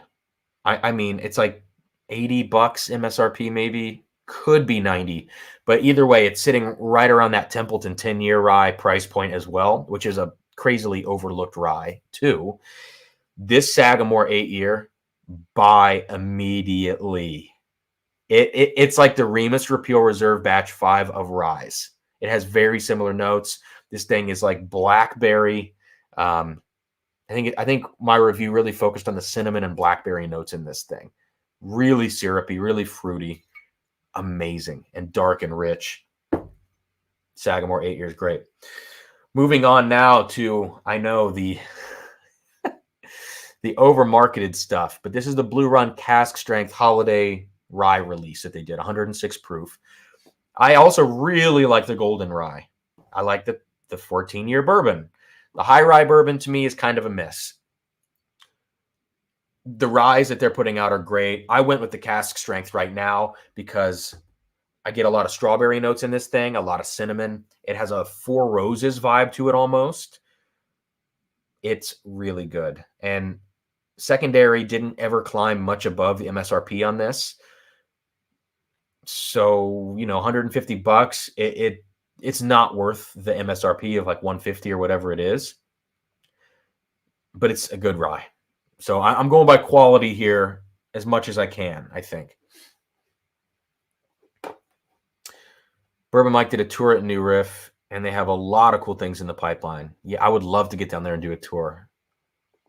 I've seen it. I mean, I've been to Party Source a bunch. I've just never stopped in New Riff.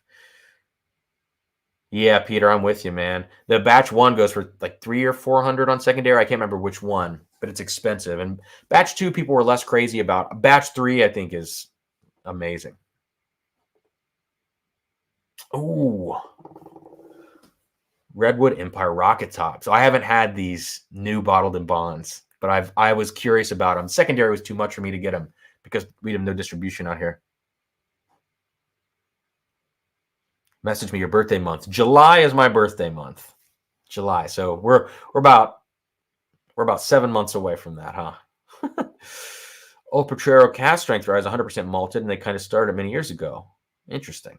I haven't had any Old Potrero, but I've heard that it's kind of funky. Okay. Anthony, I don't know what this means exactly. I don't remember what I was talking about or what that would reference. Aiden, I understand, man. I do. Here's what I like about Blue Run. And I'm sorry, I know I'm just taking even more time on the stream here. I wanted to be done by 10, but we'll keep going, right? What I like about Blue Run is that, like, one, the marketing is genius. Whether you like it or not, I love the fact that we have this super recognizable butterfly on these bottles. We have the different colors, the bottle shapes, just like gorgeous.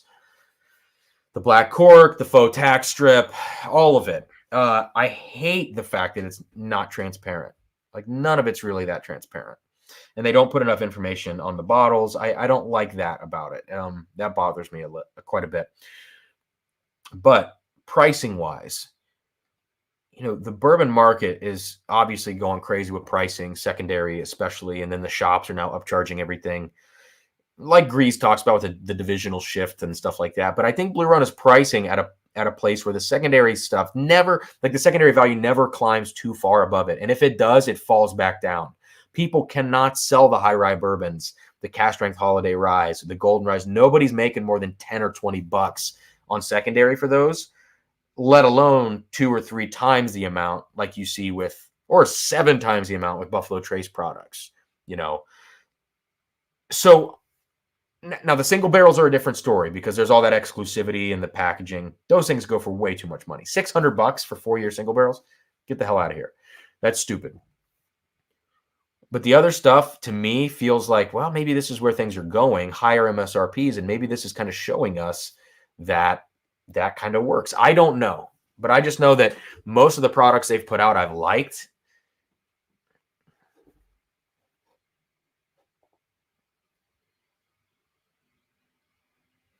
I'm with you, Aiden, but you know, we do live in kind of a capitalist marketing based society. So like brand awareness based on product quality is great, but I think Blue Run is doing both at the same time. And because they've put out more hits than they have misses, it's like, you know, if you come out of the gate swinging and you're kind of cocky, you know, you're kind of showing your stuff off, saying we're the new wave of bourbon or whatever they say on their site, but then you back it up. It's like, oh, I wanted to not like you, but like you're doing it. It tastes good, you know, and it is expensive, but that's okay.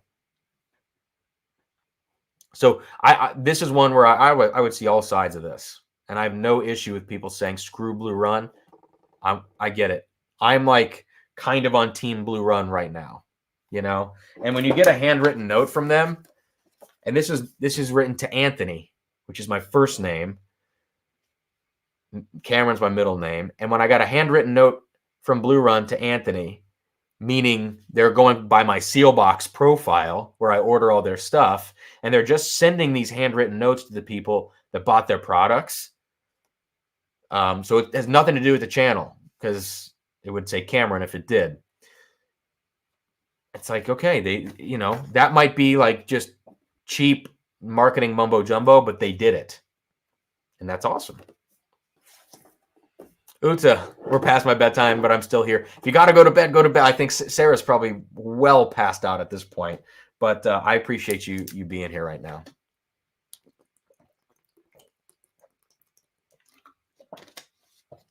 Right, Aiden, and I'm not talking about them. I don't think they've done anything remarkably new either. I think that is marketing speak, but the products are good.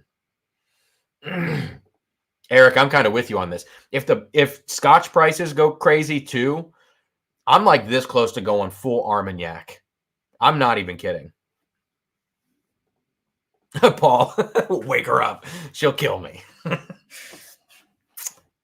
She will kill me. All right, and the last rye of my favorite ryes of 2021. You guys know I love this thing. And I put a damn dent in this already. And I got one more in the basement. Then I'm going to have to trade for another one. But this is the 2021 Michter's 10-year. I've heard that the old ones are even better.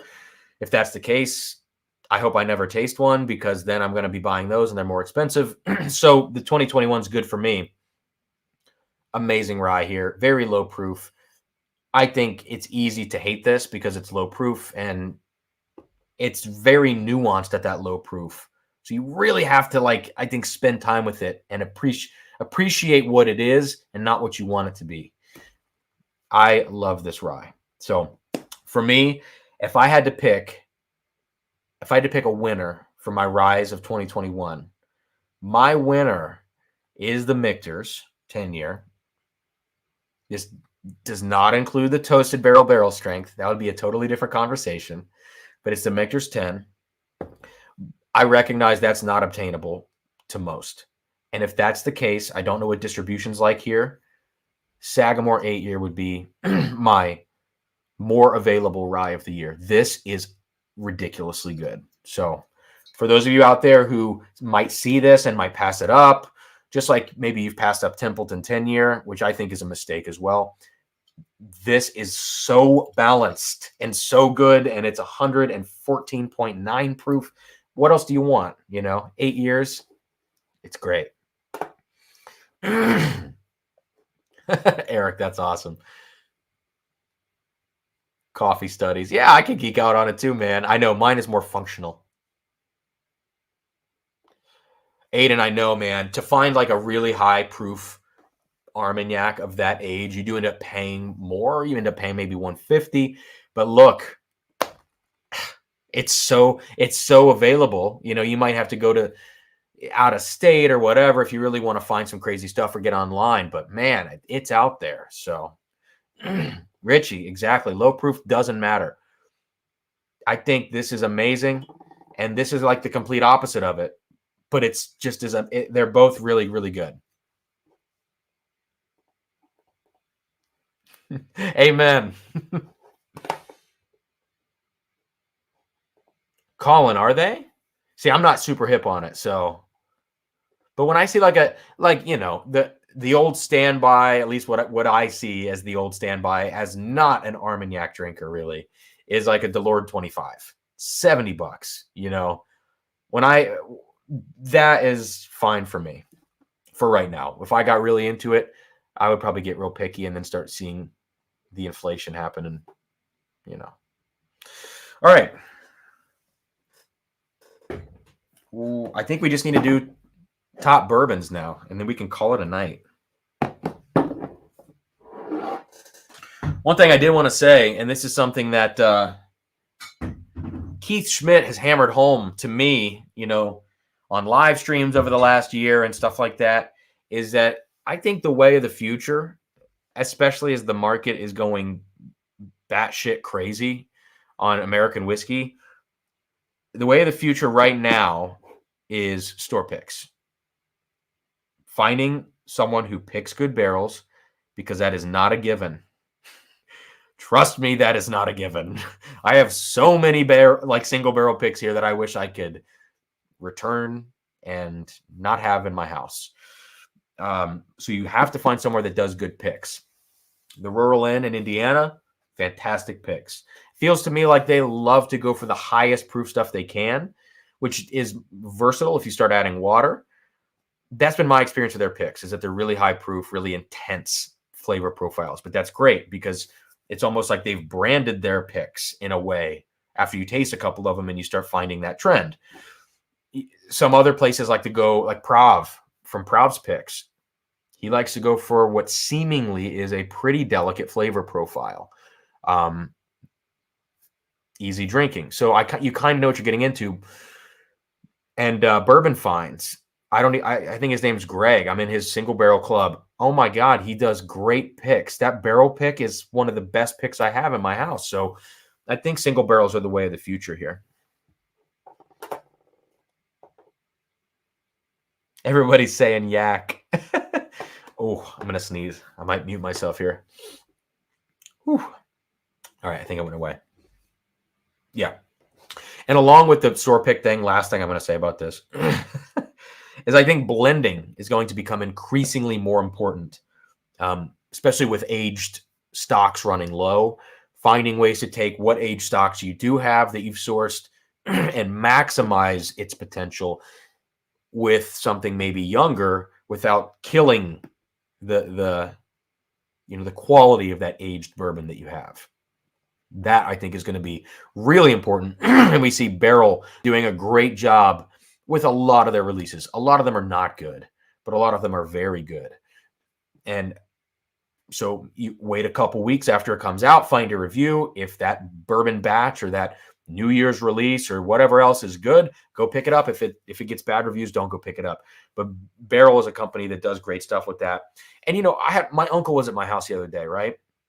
And I poured him some cigar blend. I poured him some Midwinter Night's Dram. He's not like a whiskey nerd, right? And I said, I got this. It's 132 proof. He goes, that's what I want. So I gave him the Darth Vader. I gave him Midwinter Night's Dram, and I gave him Michter's 10 bourbon. And when I said, hey, here's Midwinter Night's Dram, it's rye whiskey finished in port wine barrel, so it gets kind of fruity. And he was like, I don't know about rye, And I was like, because I've always heard that people in that older generation have like a bad perception of rye whiskey. And I've also heard that they have bad perception of blends. And I said like, this is cigar blend. They take Indiana, Kentucky whiskey, they blend it together.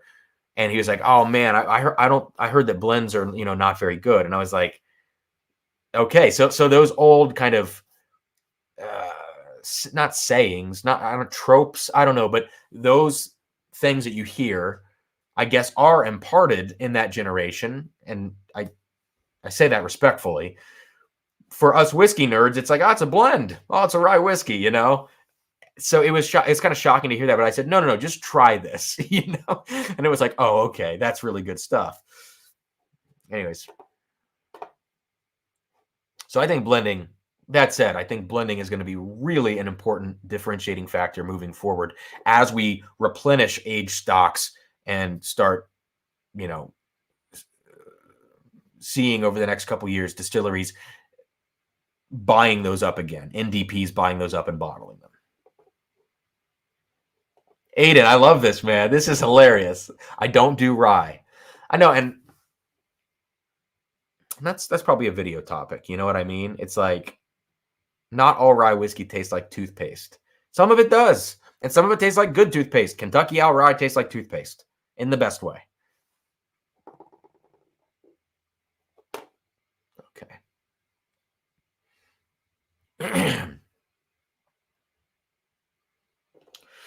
Richie, you've covered a ton of ground. Appreciate you. Thanks, man. And I know I'm going a little hard here, and we're going deeper into hour 3, but you know, it is what it is.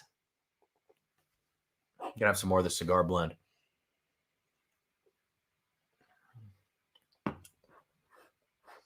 Yeah, and there was a thread, Aiden, I think in Bourbon, which Bourbon group? Was it Bourbon Junkies or Bourbon Art? I can't remember.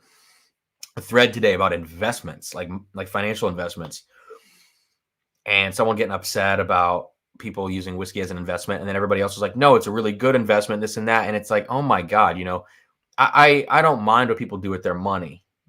It is what it is. You own what you own, and I understand the secondary market is just based in supply, demand, and you know, FOMO and all this kind of stuff. There's something about it that I don't like, because I think in my head, bourbon is like almost an emotional thing. You know, it's like, just as like cigars, like you have to slow down your life. You have to sit there for 40 minutes, sit there for an hour and have your cigar. And hopefully you're having it with someone else and you're having great conversation while you do it. Bourbon's much the same to me. It's like, you know, you come to my house, you're not a real big bourbon drinker. I'm going to give you the best bourbon I have in my house. And that might be silly of me to do, but it's not about that. It's about us like having this memory, this conversation. It's not about the money. And that, I think that's why people get so peeved about this. And that's coming from somebody that buys secondary and sells some of my stuff secondary or trades at secondary, like whatever, you know, whatever the case may be. But clout for sure, you know.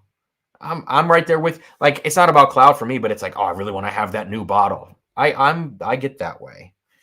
But so much to say about all that. Oh my goodness. Look, if I get a Pappy in a lottery, immediately that's getting traded. There's no way I'll open that. Like, if I get a Pappy 15 that's going for $2,800 right now, and you say to me, like, you could trade this and get 3 Chateau de la Bauds, that is a no-brainer. Or like, you can get 2 Chateau de la Bauds and a case of Redemption 10-year high rye barrel proof bourbon. Like, I'm set for the rest of my life. That Pappy can go eat it, you know? Eric Waite, methamphetamine studies. Goodness.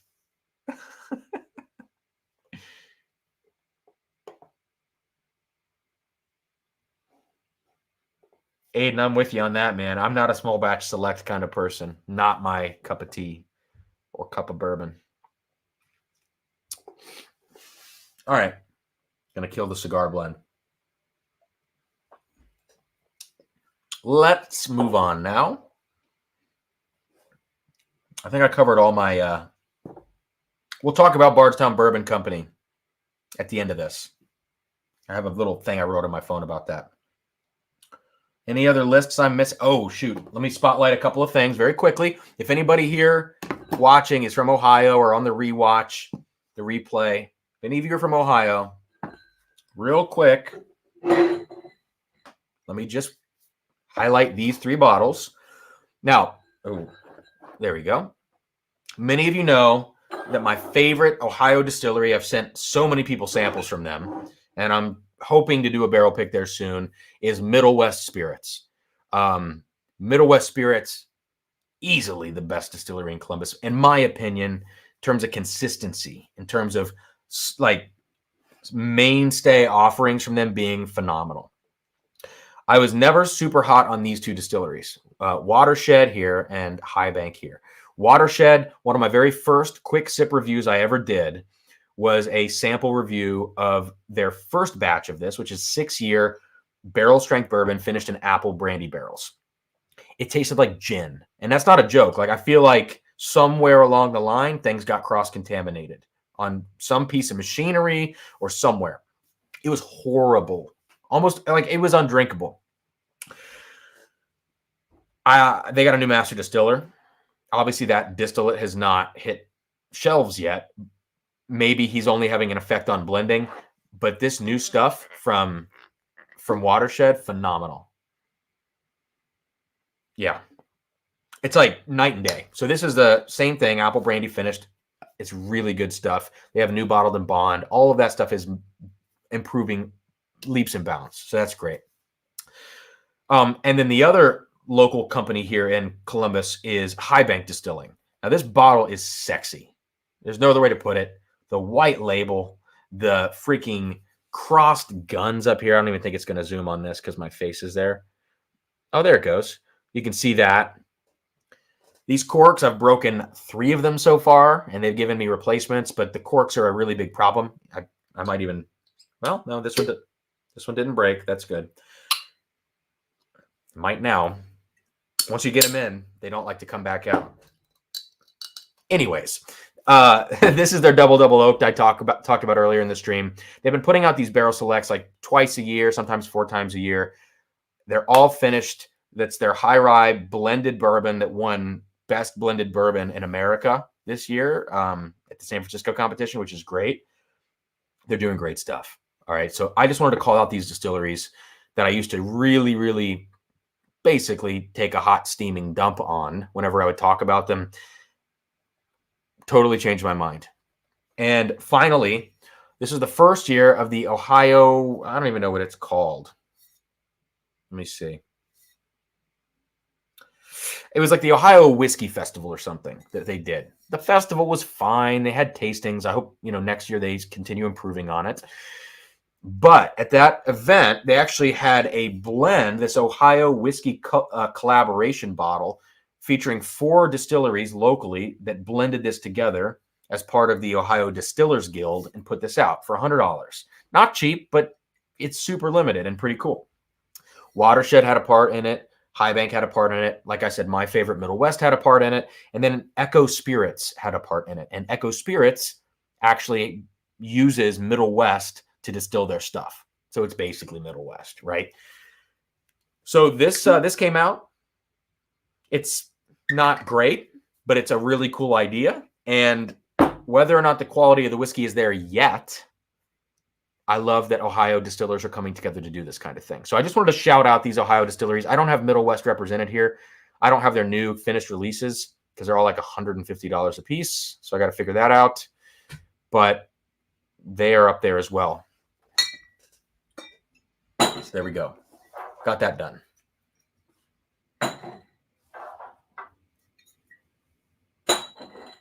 All right, guys.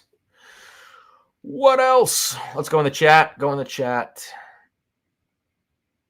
I agree with this, Aiden. 4 Roses picks. Phenomenal. We're about to see one of those pop up here. Oh, you killed it, Carl. You killed it. Chattanooga European Oak. If I ever see another one, Carl, I'm sending it right to you. I'll send it right your way, man.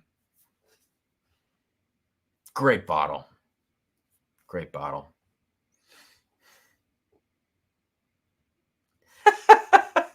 Aiden, you sent me the double oak from High Bank, which is like the only one without the guns. What the hell, man? You should be glad it didn't have the guns. The guns break immediately. They use these. They just didn't do it well. So that's my one complaint about those bottles. The double oaked, pretty good. The double oaked. Oh my God. It's so good.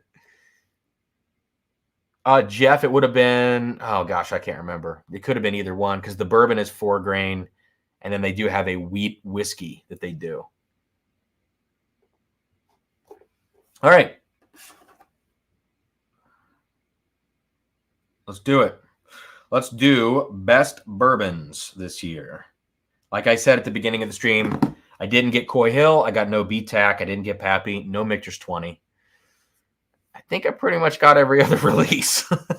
Other than those, that's not like thousands of dollars. No Mr. Sam's, no, whatever else there is out there. So let's get into this now. I'm going to pull quite a few bottles here. I'm going to talk about those bottles, and then I'll kind of tell you where I'm at with my favorites on that. Jeff, it was probably the wheat whiskey. Yeah, it's a great one, man.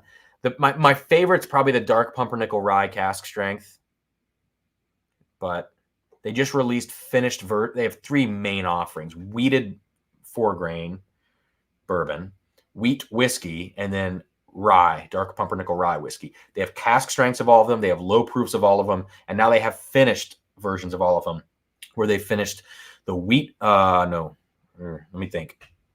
One's a sherry finish. I think it's a bourbon. The dark pumpernickel rye is now finished in port, which I cannot wait to try. And then there's another one that I can't remember. All right, here we go. Let me grab a lot of bourbons here. Okay.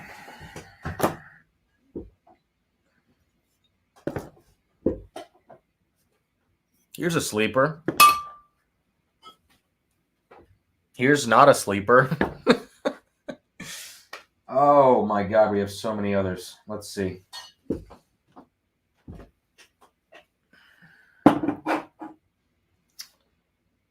Oh, nice.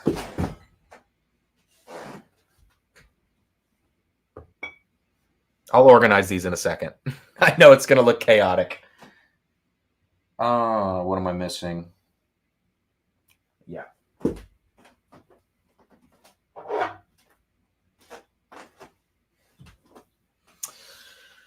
Okay, let's figure this out here. Let's move some of this crap out of the way.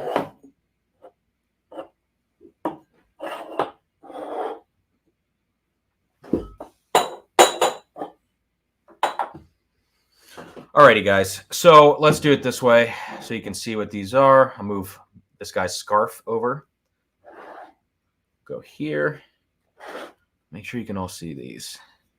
Got to put the little one up here. There we go. Look how cute. Look how cute in their hats. Sarah killed it with the decorations. Oh, I got one more, huh? Can you see this down here? Not really. I'll put it over here. Move the Coopers. I'll move these out of the way. There we go. All right. So, top bourbons of the year. If I remember one that I forgot, I have my list on my phone, but I very well could have forgotten something here. I will correct myself. Keith, I did not get the Willet Wolves collaboration. I don't even know, I don't really know anything about that, if I'm being honest with you. So I don't know anything about distribution or what it is. I just was like, I'll never get that. So I didn't look into it very much. So if you can tell me kind of what it is, and if you got one, I'd be interested in kind of knowing more about it. Oloroso wheat was the third Middle West. So what was the other one? It was Oloroso wheat, ported rye. What's the bourbon? Is it a different kind of sherry? Did they use PX sherry instead of Oloroso for the bourbon? What's up? If that's Andy, what is up, man? Happy New Year to you too. All right. I think that's it. I'm looking at my phone. Let me turn around one last check behind me to make sure I didn't forget anything for 2021. Yeah. Yep. Okay. I'm going to do an honorable mention here. I'll put it over here. Got a couple honorable mentions. All right. Here we go. There's a lot of nice pours here. I'm only going to probably drink one or maybe two of these right now. Just a little sip before I go to bed. Got a 7:30 a.m. booster shot to take care of. So I got to be awake. All right. Where are we going to start here? Let's start with the honorable mentions. Both of these honorable mentions are presumably sourced from Barton 1792. First, we've got Sam Houston 15. Now, I talked earlier in the stream about the glut of Barton sourced whiskey, or I should say Barton sourced bottles that are being, stocked everywhere. Like anywhere I go outside of Ohio, I find Sam Houston 15 sitting on the shelf at MSRP, basically. I find Calumet Farm 15 sitting on the shelf at MSRP. And so now, like, the market is saturated with this. They're not moving on secondary for anything more than $10 above MSRP, basically. This did get released again this year. Excuse me, the 15 year, and now it has a 15 and a half year age statement on it. So if you do come across it, just be aware that that could be a possibility. You get a slightly older one. Keith, I haven't forgotten about the sample of this you sent me. I have another one from other people to do a 15-year comparison, but I'm not going to put this 15 and a half in that mix when I do it. Honorable mention. It's good. It's really good. Maybe it's not as good as I think. Maybe it's not like my favorite because it's so available now. I don't think that's the case. I think it's still kind of rough around the edges Barton, but it's just done better than Calumet Farm 15. My other honorable mention for bourbons, Blue Run 14. I know this is the second Blue Run product I've highlighted tonight. I think this is Barton. I have to imagine it is. But it is a very different flavor profile than Sam Houston 15 and Calumet Farm 15. It's more delicate, and that's why I love it so much. It has a Four Roses vibe to it, and Jim Rutledge had his hand in this. So I love this stuff. I have a backup of this bottle for what it's worth. I don't reach for it all the time. I think part of that's because I don't have like endless supply of this stuff. Maybe part of it's because it's good, but it's not great, and that's why it's an honorable mention. All right, so let's move those out, get those away from my five here. Uta Sarah did a wonderful. She does a wonderful job of everything she does. See, that's what I didn't want to hear. If it puts me out for 2 days, I'm going to be very sad. Interesting, Jared. Okay. Huh. All right. First up, and I grabbed the wrong one. Hang on.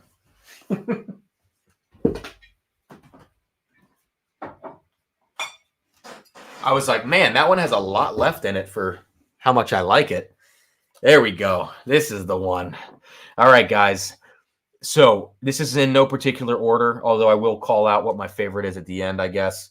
This is a 9-year, 5-month, Tier 6 OESQ of the TS85 run.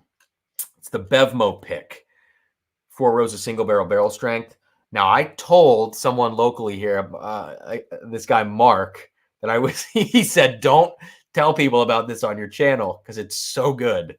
Well, I'm sorry, Mark, but I'm going to shout it out because the prices started dropping on these actually, which is a good sign. Tier 6 OESQ, amazing. Amazing. A little medicinal, just a little bit. But it actually has almost got like a Brown Foreman profile to it. It's so fruity and so good.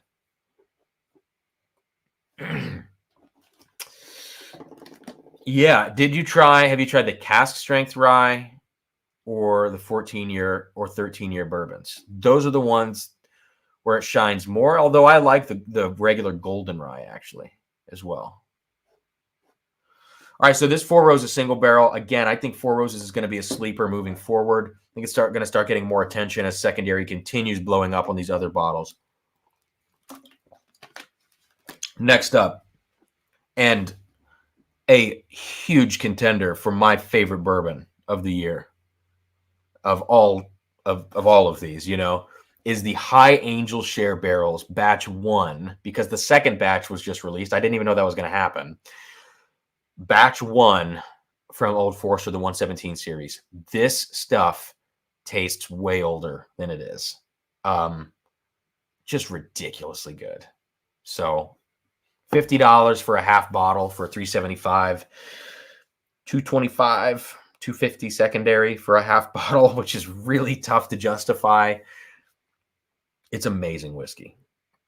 The second batch of this I have now, I've done a side-by-side on a fresh crack. It doesn't hold anything to this bottle. Nothing. So, all right. That's a phenomenal whiskey.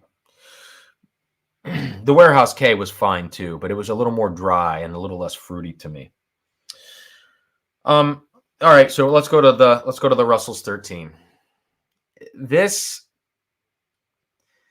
bottle, I don't know what it is about Russell's 13 that I love so much. I don't care that it's a lower proof.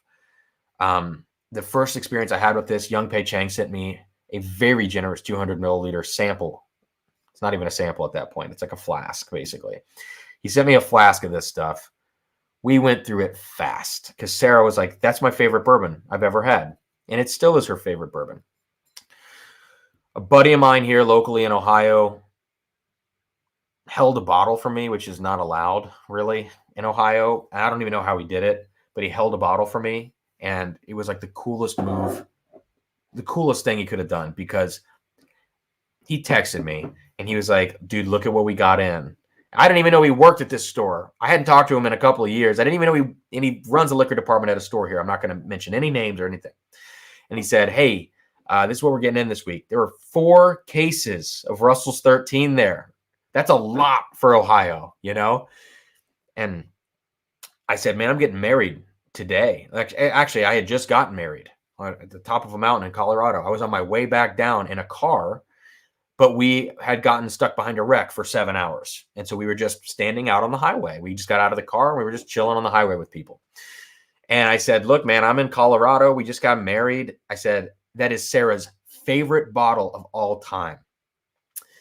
I took a picture because I literally had the flask with me because we drank some of it right after we got married on the top of the mountain. I said, I am not shitting you. This is like, look at this. I have it with me right now on a highway in Colorado. Sarah loves this stuff. And so he held a bottle and he said, this is for your wife, not for you. So I said, thanks. And I got that. So that's my backup of Russell's 13. And I'm nursing this bottle still. But thank you, Young Pei Cheng, for the sample. I don't even know if he's here anymore, but yeah, amazing. So good. Anyways, to me, this is quintessential bourbon. It's just everything you want in an aged bourbon wrapped up in one bottle. I'm going to drink some of this. A lot of people are like, I don't understand the hype, and that's fine. You know, you're totally entitled to your opinion. I think a lot of people are upset, 1, they didn't get it. 2, that it's not high enough proof. 3, that it's a little bit of a delicate flavor profile, and so it requires patience, I think, when you're drinking it in some ways. Much the same that Michter's 10 Rye, I think, requires a little bit of that. But I don't know. I'm obsessed with this friggin' bottle.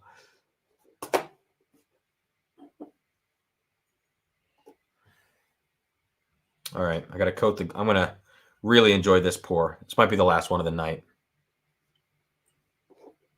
Ooh, Richie. See, they haven't done a batch 2 of this yet. I don't know if they're going to, but oh my God, that is a sleeper bottle. That is such a good bottle. But it was a 2020 release.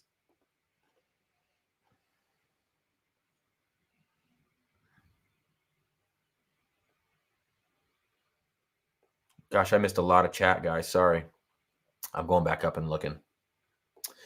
Keith, I have an OESQ pick that I need to open. I love my open OESO pick that I'm working through. Keith, you were the first person that I ever. How do I can't talk. It's late. The first Four Roses picks I ever tasted, I think, were from you, Keith. And I think you sent me an OESV. I still have the 2014 LE sample. I have like 3/4 of an ounce left of that. And I'm hanging on to that because it was really good. I don't know if you sent me an OESO. You might have. I just remember drinking them. I didn't know the recipes at that point, and I was like, oh my God, these are so good. That got me hooked.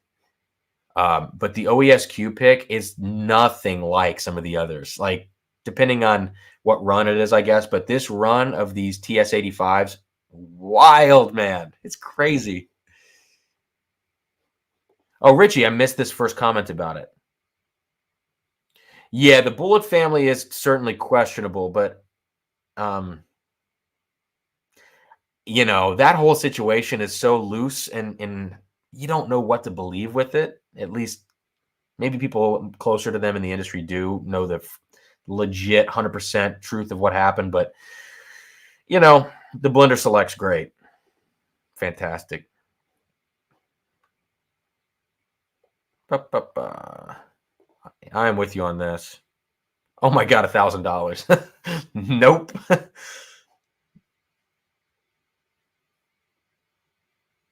Okay. Yes, Keith. I-70 in Colorado, it was a shit show, man. There was a wreck on both sides. Like, we were stuck there it was a 7-hour drive back. It was so insane. Oh, that Russell's 13.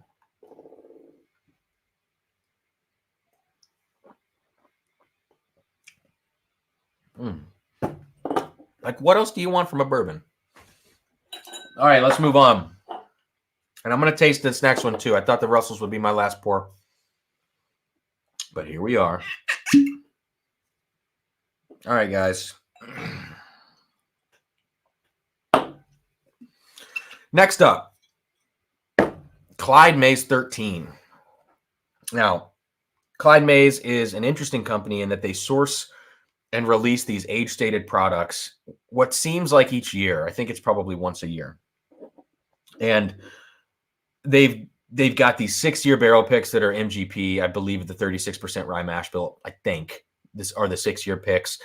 They've released, I know, a 9-year cask strength, which is Kentucky bourbon. And the Kentucky bourbons have this label, this sort of like wooden looking label. And then they have these other picks, or bottles, I should say, with this kind of a label, which is like the 11-year, the 12-year, which are MGP sourced. Interestingly, they are not called straight bourbon. That's a whole other discussion I've had on the live stream before. But they're doing high age stated stuff and they're sourcing it. Now it's priced pretty freaking high. Like, these are about 110, 120, but you know, it's a 12-year bourbon from MGP. I'd say that's a pretty good deal. This is priced around 160 to 180 for the 13-year. So 1 year extra, and the price went pretty far up for 1 year of difference. That could have just been the shop I was at. Maybe the MSRP is a little lower. I don't know where this stuff comes from. It's Kentucky straight bourbon, distilled and aged in Kentucky, straight bourbon whiskey. I would have to think it's Barton. At 13 years, I don't know what else it could be. But it does not necessarily drink like Barton. I don't know.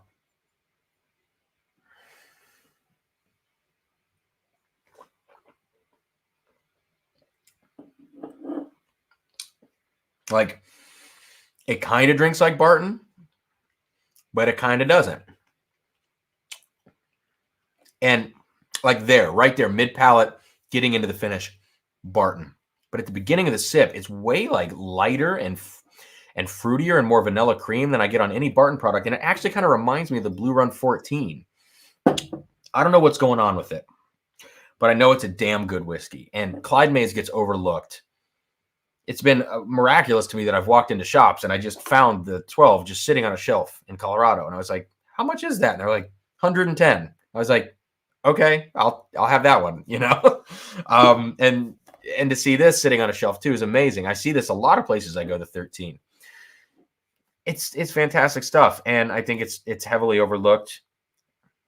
I don't like that it's not that transparent. I wish we could get a mash bill, but fine, whatever.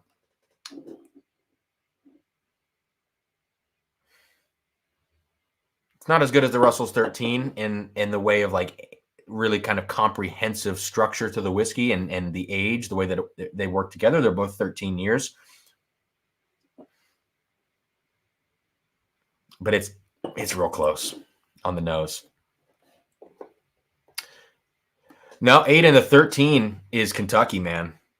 Distilled and aged in Kentucky. And it's bottled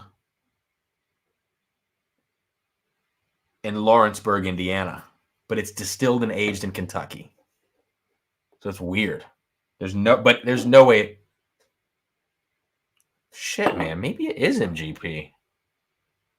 If it's distilled and aged in Kentucky, does MGP ever like spill over into Kentucky or something? That would be weird, huh?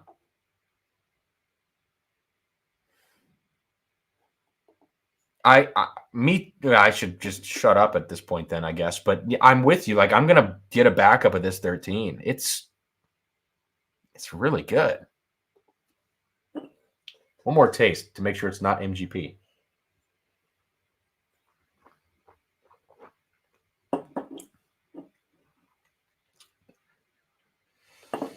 There's something about it that could be MGP, but distilled and aged in Kentucky. I don't know. I'm not going to harp on it. Last thing is MGP. Remus 5. We all know this bottle now. We all know how good it is. The fact that it's pretty widely available. It's not in Ohio anymore. This thing comes in one case at a time, and it is gone. People buy it at the front of the line after they wait for 3 hours, and no one sees it anymore. Yes, Lawrenceburg is on the back, Aiden, but it's the bottled. It's the bottling, which is kind of hilarious, you know.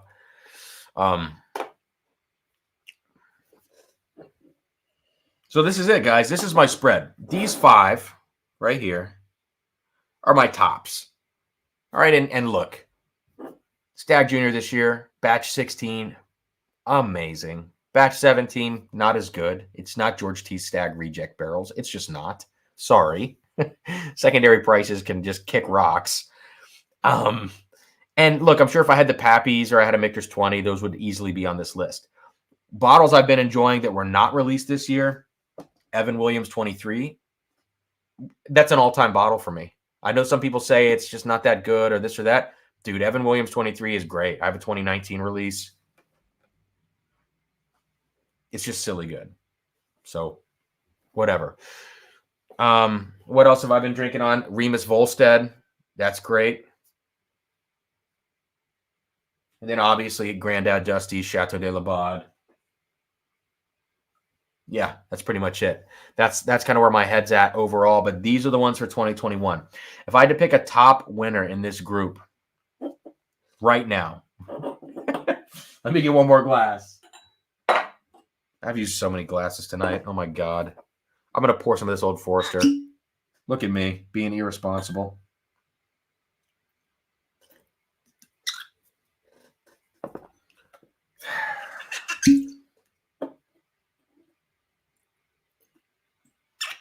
All right, let's see.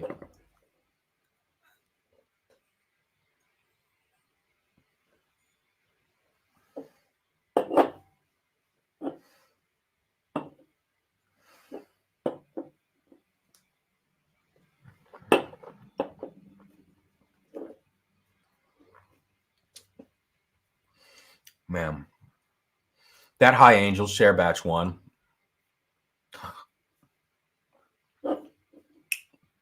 Oh my God. If they could just release that, if that could just be the only thing Brown-Forman makes, I would be cool with it.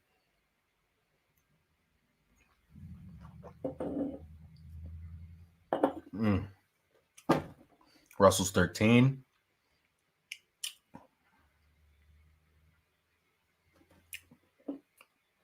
Wow, that finish on Russell's 13, huh? I'll get to the chat in 2 seconds. I got one more sip.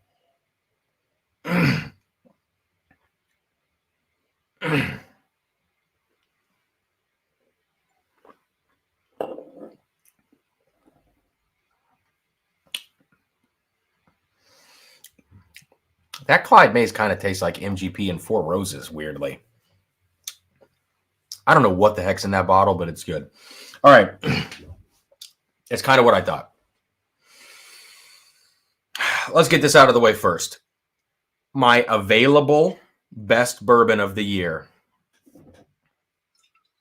Easy. Hands down. Easy call. Especially at the price. 80 to $100. Usually it's 90 here in Ohio. How are you going to beat this? This is 13 to 16-year-old MGP at 100 proof. It's not cask strength, and it doesn't need to be. It's so good. Easy pick. And if anybody says Remus 5 was the bourbon of the year, I'm like, all right, I agree with that. That's fine. You know, you put it over Pappy 15, which I haven't had. That's probably fine with me because it's so available. The price is so great. Yeah. And, you know, this Four Roses is a single barrel. This can't be the bourbon of the year, even though this run was incredible of OESQ, and I think it didn't get its due. And everyone's like, oh my God, tier 6 OESO. Whatever. This is amazing stuff. And these picks that Bevmo is doing, I don't know who's doing these picks. I have the OESF tier 5 back there. What the heck, man? The Bevmo picks are phenomenal. But these three bourbons here, this is what we're talking about. Excuse me. Got the bourbon belches. Third place would be Clyde Mays. It's really good. It's a little light. Second place, and damn is this close. Old Forester High Angels Share Batch 1. It's like a slightly younger birthday bourbon with more balls. That's what this is. And number one for me is this bad boy, Russell's 13. That's my bourbon of the year. Unfinished bourbon of the year, not toasted barrel bourbon of the year, but straight up Kentucky straight bourbon whiskey there. Finished, Joseph Magnus Cigar Blend Batch 58, because it's the only batch I had this year. Easily, that would be the finished of the year, and that would even give the Russells a run for its money. I might still give it to the Russells. And I think that's it. I think that's where I'm at. So what do you guys think? Am I crazy? I think the Russell's 13 is just phenomenal stuff. And I appreciate you hanging out here for like almost 3 hours. That's really, really cool. Thank you all so much. Hit that like button if you haven't already, please. Richie, no brainer.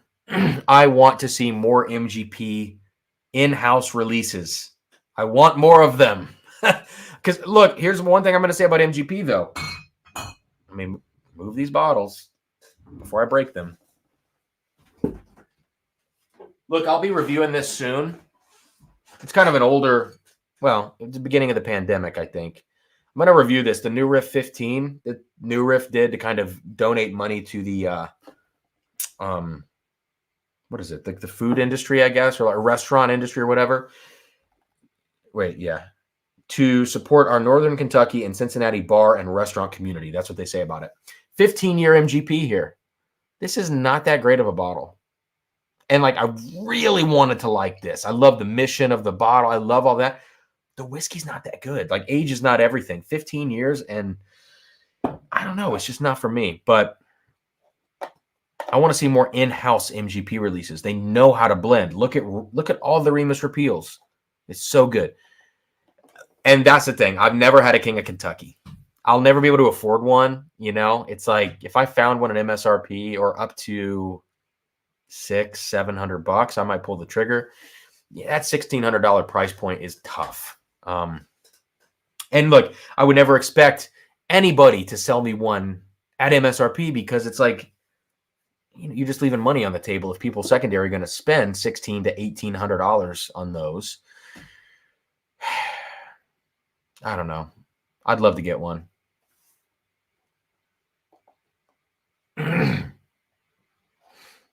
Thank you, Richie. I appreciate it, man. I went into tonight, like, I had this whole idea of like dressing up and doing like the Whiskey Awards. And then I was like, you know, I'd rather just kind of hang out and leave the shtick. I'll do shtick, but I didn't want to do it tonight. And I got that video out today, which took me way too long to edit. I was like, I'm going to do a studio tour video, and I didn't know what that meant. And as I got more and more into it, it was like, oh my God, I got to film all this B-roll, and I'm not a videographer. I just do enough to like get by with the channel. And I know how the gear works, but the creative muscle of doing fun video B-roll is like not in my wheelhouse. I need to train that muscle. So it took me a long time to put that out. And I was like, I got to the end of the day. I needed to make the thumbnail for tonight. And I just was like, let's just have a hang. Let's just talk shop, man.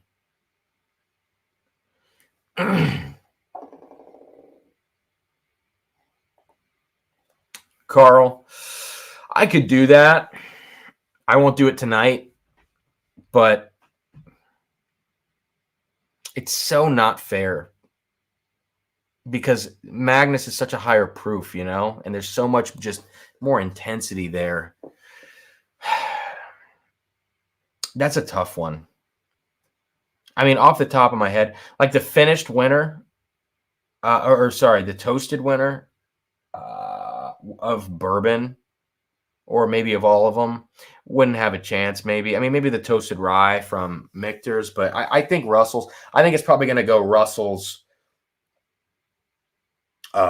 Joseph Magnus, and then Michter's toasted rye. I think that would probably be the order that would go in for the year. So, hey, JG with the joke.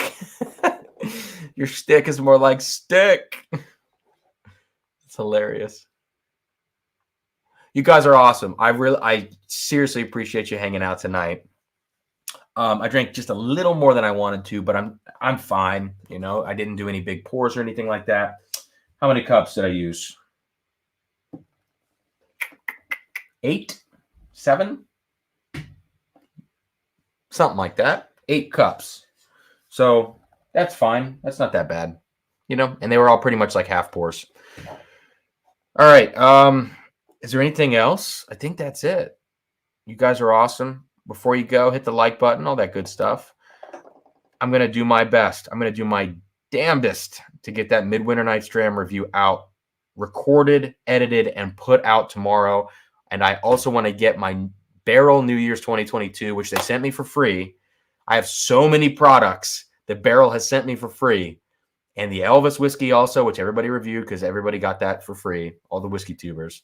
And chicken cock. These are things like before the channel went on a hiatus that I still have to review. But I want to do the New Year's on New Year's Day. So next 2 days, if I can do it, I'll get those reviews out. If the booster shot knocks me out, then it's going to be tough. And I have a bunch of other projects I'm working on too. I'm helping someone launch a brand and all this kind of crazy stuff. And yeah, life is getting crazy again. But it's cool. I'm excited. Oh, Steve. Thank you for the reminder. And thank you, Richie, man. I have the Vader batch, Keith, and I'm already finding in the first fifth of the bottle that it's changing with air. So, yeah.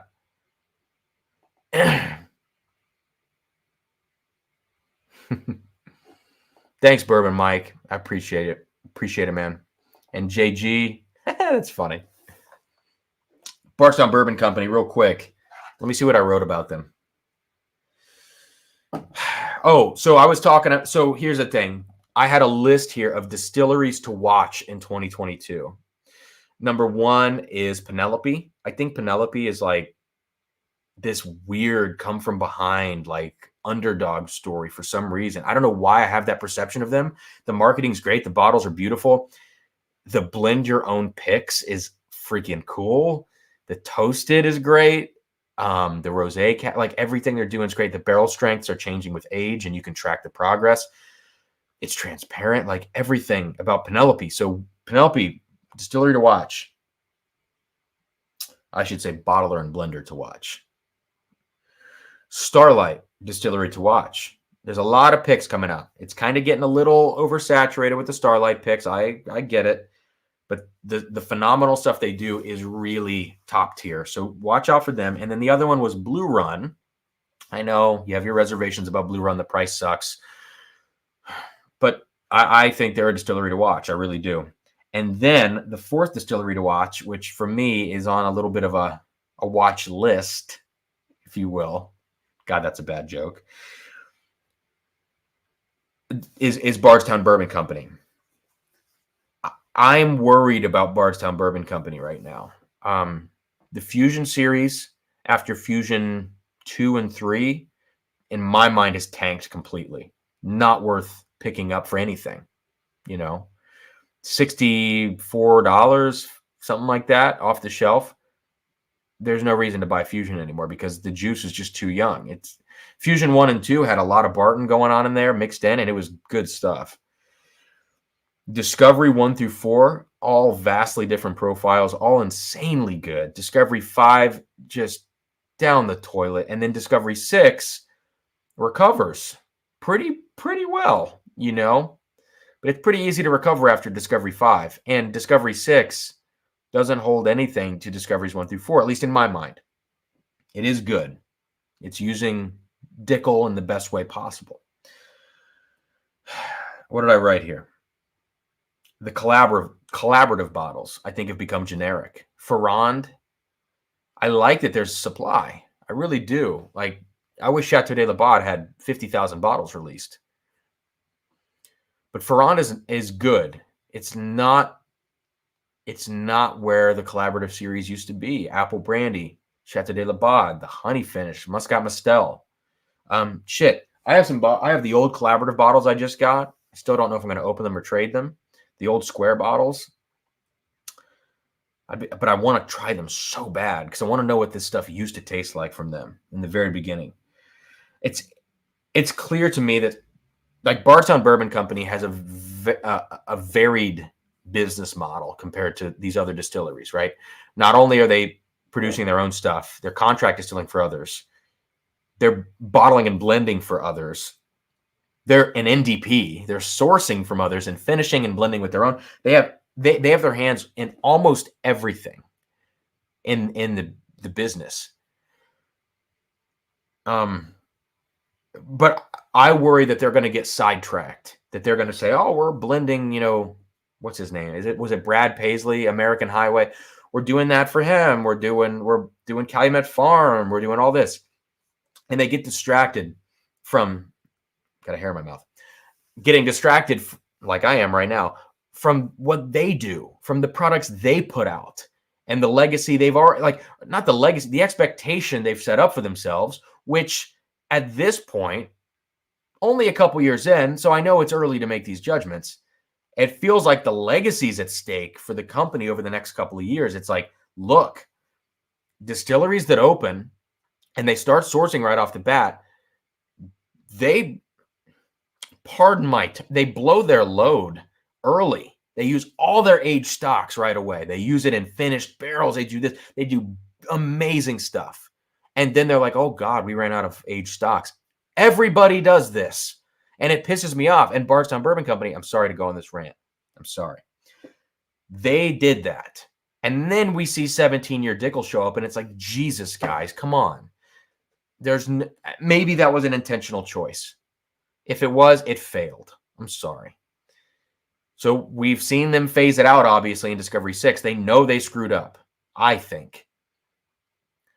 But I think the next couple of years are going to define how we look at Bardstown Bourbon Company, whether we look at them as a company overall that is more focused on others and making money off of others' projects and their bottling and their contract distilling, or they're focused on the legacy of what they're producing themselves.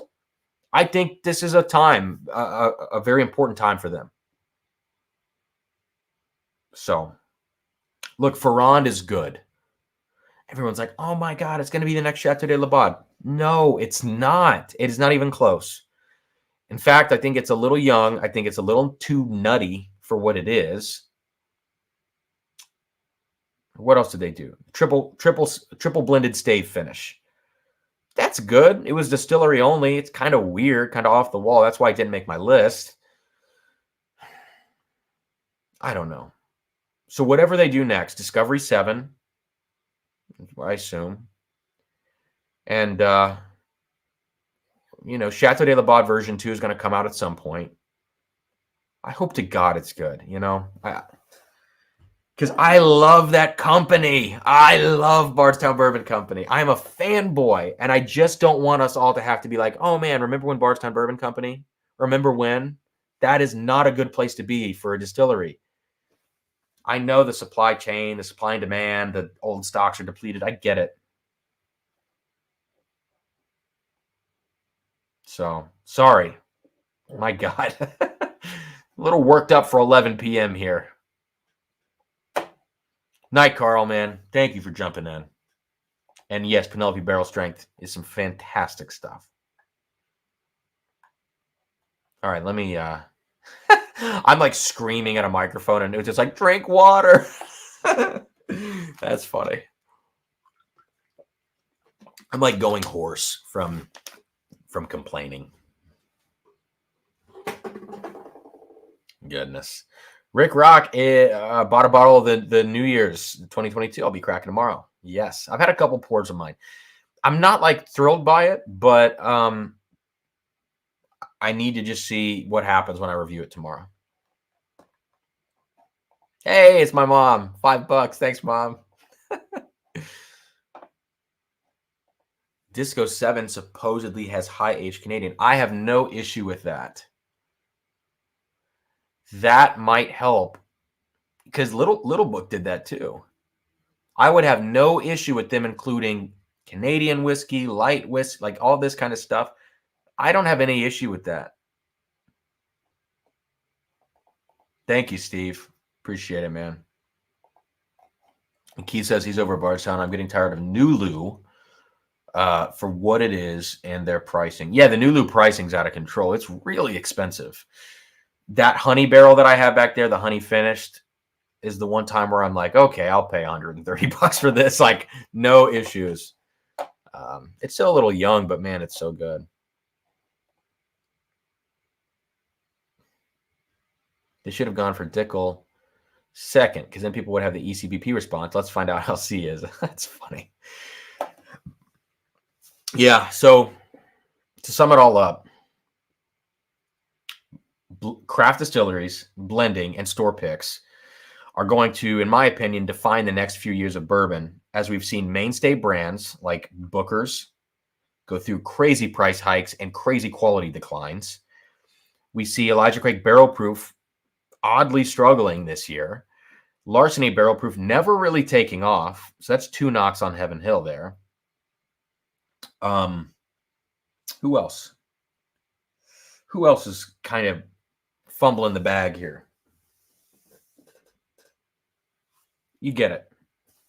I think we're going to see a lot of these other things, and I think we're going to see a Four Roses renaissance of sorts, because it's amazing value and the whiskey's quality is still there, you know, and these are pretty abundant, these picks by and large. The LEs are hard to find, but the barrel strength store picks are not that hard to find. Even in Ohio, like where things are bone dry, it was fairly easy to get the picks here. I just wrecked my car on the way to get mine. So that put a damper on my week, and then I couldn't get my Ohio picks. So I had to settle for other ones. Absolutely, Keith. And you've hammered this home on me, and now I'm sitting here reiterating what you're saying, man. Hey, it's my sister with 99 cents. Let's go. I can't believe she's even here. That's hilarious. All right, guys, I'm going to sign off. Thank you to the 41 of you here. We got 70 likes, 41 in the chat still. That is amazing. Over 3 hours into this stream. This was supposed to go like hour and a half. And I was worried. I was, like I said earlier, I kind of just changed plans at the last minute on this stream of how I was going to do it. I was like, I don't know if I'm going to have enough to talk about. Who am I kidding? I just can't stop talking. I'm just yammering up here. All right, guys. Well, with my bourbon of the year, Russell's 13, I'm going to say good night to all of you. I'm going to go get my booster for work tomorrow. Hopefully get those videos recorded before I'm like drooling from the mouth and bedridden. Or maybe I won't be, but I've had 2 shots in COVID already. So I feel like my body's going to be like, get this out of here, you know? Thank you, Uta. So good to be back and hanging with you guys, get the channel back up and running. I know it has seemed slow this first month. It has been slow publicly. The Patreon has been much more active, written reviews, like first taste video reviews, that kind of stuff. And I'm going to work on that a little bit more too as well right now, in the coming month, because I want to kind of simplify the Patreon down. I have a $5, $10, and $15 tier, and I don't like it. So I think I'm going to go to just like a $5 and $10 tier and just let that be it. And simplify the giveaway, which I do once a month on there. Just, I want to simplify. That's kind of the name of the channel. It makes me less stressed. I think it makes the expectation on everybody else easier. It's like 5, 10, 15. Thank God there's no 25 or 50 like I had before. I think I'm going to simplify down and provide as much value as I can for as little money as possible. And hopefully that'll just bring in more people at a lower cost. That's kind of the plan for me. So I'd like to create a community of more people in my Patreon, so that way we can actually have some discussion posts, some patron-only live streams with people on, like a Google Meet and that kind of thing. But I appreciate everybody that's on the Patreon and has stuck by me through all this, as I keep saying every week. Peter, yeah, I know, right? Truthfully, man, I was going to wait on this booster because it's like I've had 2 shots. Got the virus a month ago. I was exposed to the virus a couple days ago at Christmas, which I just found out. I've got this kind of tickle in my throat, which I'm a little worried about. So it's like at this point, I have to get the vaccine because my work is requiring it. So I'll just get it. And if I have COVID right now, that for a second time, that sucks. I was going to wait on the booster though, because they showed a pretty substantial antibody increase from having the breakthrough infection. It's like, let's just wait on this. But, Symphony's requiring it, so I got to do it. Everywhere it's increased. Everywhere. It sucks. All right. So, yeah, thank you guys. See you soon. Hopefully tomorrow on a video. Hopefully the next day also on a video. And I think next week's live stream, I might take next Thursday night off to just get more videos going here. And I'm going to be deep in an orchestra week of playing crazy music. Rite of Spring by Stravinsky. Pictures at an Exhibition by Mussorgsky. Those are hard pieces, big pieces. I'm going to need the rest. So cheers, guys. Thank you.